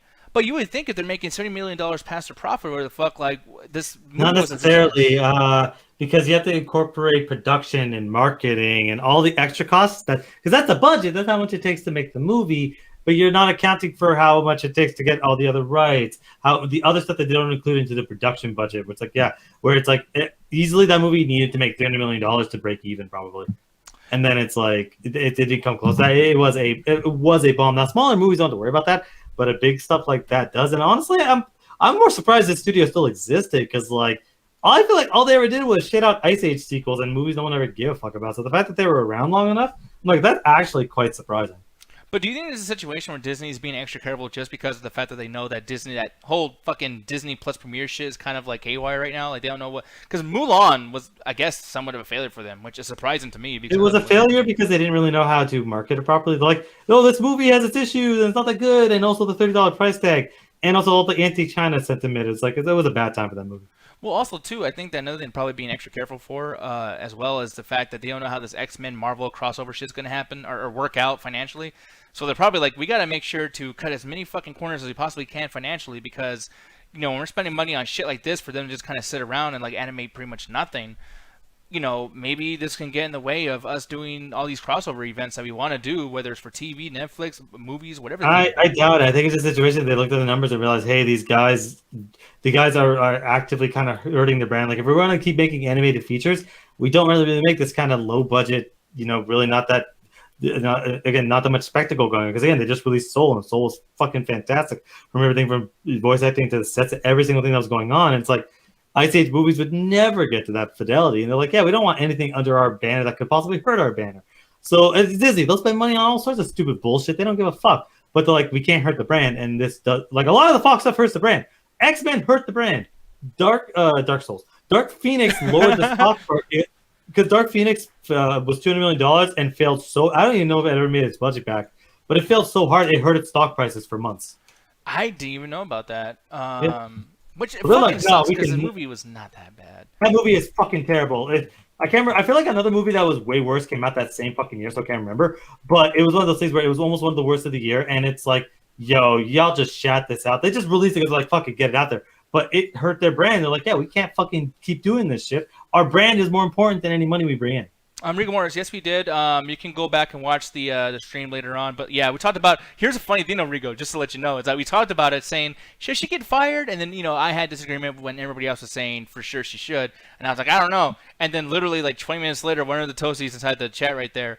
It gives us a link, and he's like, yeah, Gina's fired. It's like, whoa, what the that escalated fucking quickly. Holy shit. So within our stream, we're talking about, post Gina being fired, and then or pre, and then post, and blah, blah, blah. Yeah, so you're welcome. Yeah, it was good old Ryan, by the way. Thank you very much, Ryan, for just all the topics and everything. I mean, like, dude, half this fucking show is because of shit that you sent me. So, yeah, once again, thank you. Because it helps for all the shit that's going on lately. But For me, dude, looking at this too, I think like the biggest question or the last thing to say about this entire topic is like, if you were the executive decision maker over at Disney, would you have made the decision to actually cut this shit out, or would you have found some kind of way to kind of keep yourself from pulling the plug on Blue Studio or Blue Sky Studio? Oh, I would have. Again, I'm surprised they were even open. I would have shut them down too. You could easily just get all the movies and put them on Disney Plus. But as far as continuing any of those brands, it's too much money to make mediocre animation movies to the fidelity that those movies currently were. And it wasn't even that good anyway. Like, yeah, people like Spies in Disguise, but like the movie just kind of came out and got forgotten about. So it's like you can't really have that mediocre brand clouding up. Like, because Pixar, it's like, yeah, like right now, Disney animated movies mean something. Every single time one of them comes out, everyone's like, yo, what the fuck? We got to watch this. Every single one. So you can't have mediocrity. It has to be perfect or it can't exist. So it's like, we'll make good Ice Age movies. It's like, they're not the ones to make it. I don't think those people are going to lose their jobs. If I was Disney, I'd shut them down and hey, you're going to get absorbed. Work for Pixar. Lighten the load. Yeah. No, that makes sense. I see your point there too. I feel like still they could have found some kind of way to go, just leave the shit there. But I mean, then again, I don't know. I'm not. Well, in Activision, they do that all the time. Hey, Yeah. we don't like your studio, so we're just going to get your people and work for us and make our shit better. Because again, I'm sure Pixar has 1,000 jobs in the works and they need animators. These guys have some experience. Just get absorbed into the machine. Really quick, we want to say I say a name for the cast, and he's not really great at anything. Oh yeah, so here's the thing, Pedro Pascal, dude. Okay, so by the way, that was the end of our whole fucking Blue Studios thing. We're about to get the fuck out of here, but Blue Sky Studios. I'm gonna fuck up the name constantly, but they're dead, so it doesn't matter. And really quick too, I do want to read something because somebody in the chat said this, and I think they said it beautifully because we're not talking too much about the good that they have done. If I can scroll, but I can't because it's a Diamondback mouse. Where the fuck Nope. is it? It's your products, people. Yasuo Fan. I wanted to read this because it actually meant something when I read it earlier. It says, I mourned their loss because they were there when Disney wasn't. DreamWorks, Pixar, and Blue Sky were the animated movies I got when I was growing up. And I only saw Disney movies a couple of times because only a couple of them came out when I was old enough to enjoy them. And I think that's the biggest thing, too. It's like, if Blue Sky was still around maybe in 10 years or something like that, I feel like they would have been looking back at Blue Sky like, man, they're one of the best ever. And they're so important and have such a fucking hefty... I don't know, like a case for like just all animation history. Like, I mean, it's a pretty big deal. And if they had more movies under their belt later on, then, they could have been around for fucking decades. They made like 18 Ice Age sequels, and nobody fucking watched because the quality kept getting worse and worse at every subsequent release. Well, like, yeah, these but guys we're older people, whatever. Like, I'm sure the kids, because like, dude, they made a bunch of Land Before Times, and I still love that franchise, and I still love the people who did it. They made like 20 of those. They made a lot of those where it's like, yeah, people eventually just it kept becoming diminishing returns. Like, yeah, sure, kids will like anything, but again, when you are the company are literally having a product that's a 9 and 10, and you see this product that's like a 3 or 4, you're like, I mean, yeah, sure. It's like, is Disney really gonna have a tough time selling Soul to kids? Mm-hmm. Like, it's fucking colorful and everything. It's fucking incredible in every shape, way, or form. So it's like, they don't need Ice Age money. They don't. Like, I'm pretty sure Soul probably made more money than most of the Ice Age fucking like movies. Where it's like it was diminishing returns and it was a lack of quality. Where it's like they could just get those animators and put them into the next series of projects that they're working on and help lighten the load. Honestly, I'm surprised it's open. It would just be a money drain. Yeah, but Ferran, it's funny. Ferran is actually one of the biggest viewers of Double Toasty. He's always on like the What Up Son Discord things or whatever. Tiny Earl. But no, dude. Yeah, we've been here for every single show for fucking like all of 2020 and a little bit of 2019. But by the way, just want to give us a little bit of love since you're watching right now, dude. And I'm gonna take advantage of the fact that you're here. Before we were doing the pre-show as a chat tag group, because we were doing chat tag for a very, very long time, way before the pre-shows. But when I was doing the pre-show by myself, where I was just playing music and stuff, Ferran was always the guy that came in and was like, "Hey, dude, play this song, play this song." And dude, I'll never forget that. I'll always remember your name. And thank you so much for, kind of like chilling with me and helping me out with the pre-show back then. You don't even know how much it helped. I was nervous. I'm still nervous now. I have social anxiety, so it's kind of crazy. I'm in a fucking podcast. But thank you so much for doing that back in 2019 for Ron. I'll always forget. Not always forget. I'll always remember. I always forget you piece of shit. No. Seriously, it's pretty cool, man. So yeah, thank you very much for that. But I gotta get your opinion on this, Alan. But Pedro Pascal going to be Joel in the Last of Us HBO. I already in. Wait. Sorry, is that confirmed? Essentially, I mean, it's everywhere. I just looked it up. Like, let me show you. Actually, I'm gonna go back over here. Look at all the places. Fucking CBR, IGN, Deadline. I mean, it's not official yet. And Tweet Check, we got this covered. But Look, I'm just gonna be very, very calm about this. And shit, fuck yeah! Pedro Pascal's one of the best working actors in Hollywood right now. Every single thing that man touches is fucking gold. Even in garbage like Wonder Woman, he's the best part of this fucking movie. He literally can't do any wrong. Every single thing he did is fucking incredible. This man was on Narcos and made it one of the best fucking shows out there. I put Netflix on the map. What did he do? He then was on Game of Thrones, and it was one of the most memorable seasons, one of the most memorable characters. What did he do after that? Like, he went to Kingsman. Even though that fucking movie was shitty, the second one, he's still incredible in that. And then he fucking makes Disney Plus relevant. Like, this man can't do any wrong. Everything he does is incredible. He's an incredible actor. He's versatile. He can go from television to movie back and forth without even fucking missing a beat. And now the fact that he's going to HBO as separate streaming service, this man has been on every single streaming service multiple times. He's one of the most versatile working actors in fucking Hollywood right now. And I'm so fucking happy they picked him. I heard they were throwing on Mahershala Ali. I'm like, I think Mahershala Ali's better as a supporting. He literally wins the supporting actor every fucking year. So I think that's really his best fucking thing. Like leading man, I'm sure you can pull it off in Blade when that happens, but he's really like cemented being the supporting cast. But Pedro Pascal can do literally anything. Like we just saw 2 seasons of The Mandalorian. You really think that man can't lead a show where he probably doesn't have to talk a lot? He just has to be him? So if you guys listen carefully, you can hear words like sliding between his lips and the Pedro Pascal penis in his mouth. But the thing is, though, look, man, I agree for both. He's a versatile actor. I will do my best. I'm totally with you though, like, because I agree with you. I think he's great. I loved him in We Can Be Heroes. Oh no. It's almost like they're showing him too fucking much. Oh wait, no, hold on. We're not done yet.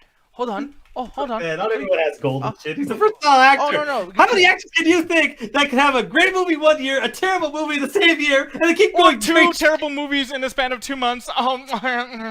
Dude, he's fucking terrible in this. No, he's not terrible in this. He's not terrible in this. The movie itself is terrible, but he has some shining moments. It's a bad script, but he tries his best to work with what he got. You really think that it's Pedro Pascal's fault that movie sucks? No. It was the writing. Quarantine cocaine's a hell of a drug.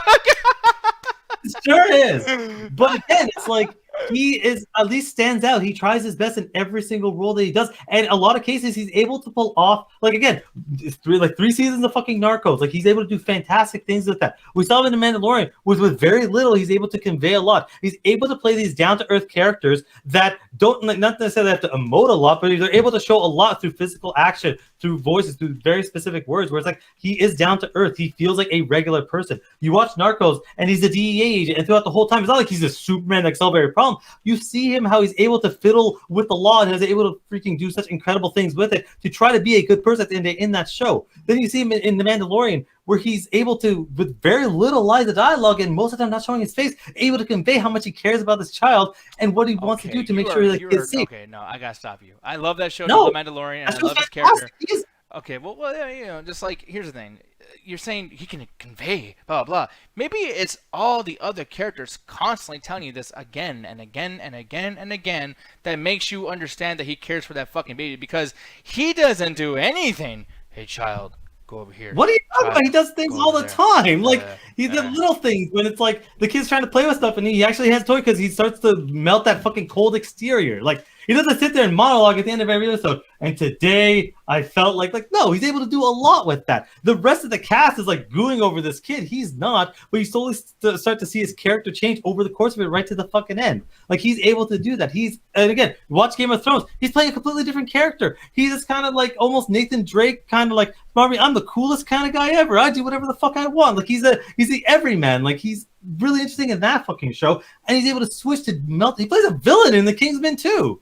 Like, he jumps between all these different he has a lot of ranges, what I'm trying to get at. So him playing as Joel, like, okay, cool. I wasn't sure they were going to get as Joel. I have no idea. I'm like, out of all the people in Hollywood, I'm like, I can't really think of anyone on top of my head. So I was just going to wait to see who they cast. But they cast this guy, I'm like, yeah, I think he can pull it off. It's going to piss off every fucking racist fanboy of this game, but I'm excited. Yeah, no, I'm hyped to see it, but it's just like, I'm sick of fucking Pedro Pascal. Oh, yeah, he was. Oh my god! He was in what was it? The Wall with the Great Wall. Yeah. That movie sucked. But Ganja, what are you feeling about this, man? I mean, I don't know if you have a whole lot of opinions on Pedro Pascal, especially with all the dick sucking going on over here. But what are you feeling?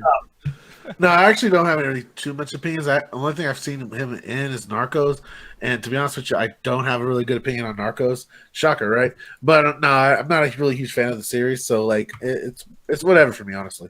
Yeah, but no, it's gonna be cool. I can't wait to see what's gonna happen with this whole Last of Us situation. I think that the movie or the show, whatever the fuck is going to be, because even if it was a movie or a show, I think whatever that would be, it'd be amazing. Because the Last of Us, that's a problem. That's why the second game fucking kind of sucks. Because and I don't want to get into a big thing with you, Alan, here, but it's like, yeah, like that game is okay for a story subjectively. I know that we have a disagreement there, but if the story is so good and all the intentions being put on that, then just make a fucking series instead, and that's what they're doing here. So we will see what happens, and hopefully it doesn't get as many people fucking pissed off as it did before.